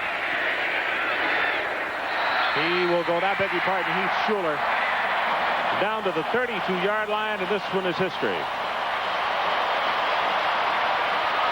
As the Florida Gators have gotten revenge from the Tennessee Volunteers from last year's 45-3 shellacking, and they have won it 35-18, and have just been handed the numbers on Andy Kelly as Schuler came in to take over for him late. 35 of 56, 3 interceptions, 394 yards. And let's go down to Adrian Karsten, who is with a happy Steve Spurrier. Coach, congratulations. What was it that allowed you to win this game tonight? Was it the emotion, 85,000, the big plays? What was the biggest element? Adrian, I think it was everything combined. We've been pretty good in our ballpark because we got the best fans in the world, but our defense played super. We gave a little ground here and there. Coach Ron Zook had a super defensive plan for him. Shane Matthews, receivers, made some big catches. It was a team victory. Coach, you have been in the past concerned about your special teams. When your punter, Shane Edge, averages over 50 yards a kick with hang time of 5 seconds, Pickens and Banks never became an issue. Shane was outstanding, and our kickoff man did a good job also. So it was, like you said, all of our guys played super tonight. What's it like being at home as opposed up to Knoxville? It's a lot different. Congratulations, Coach. Ron, back to you. Thanks, Adrian. So the Florida Gators have won over the Volunteers at Tennessee. Stay tuned for the scoreboard show after this commercial. Florida wins it 35-18.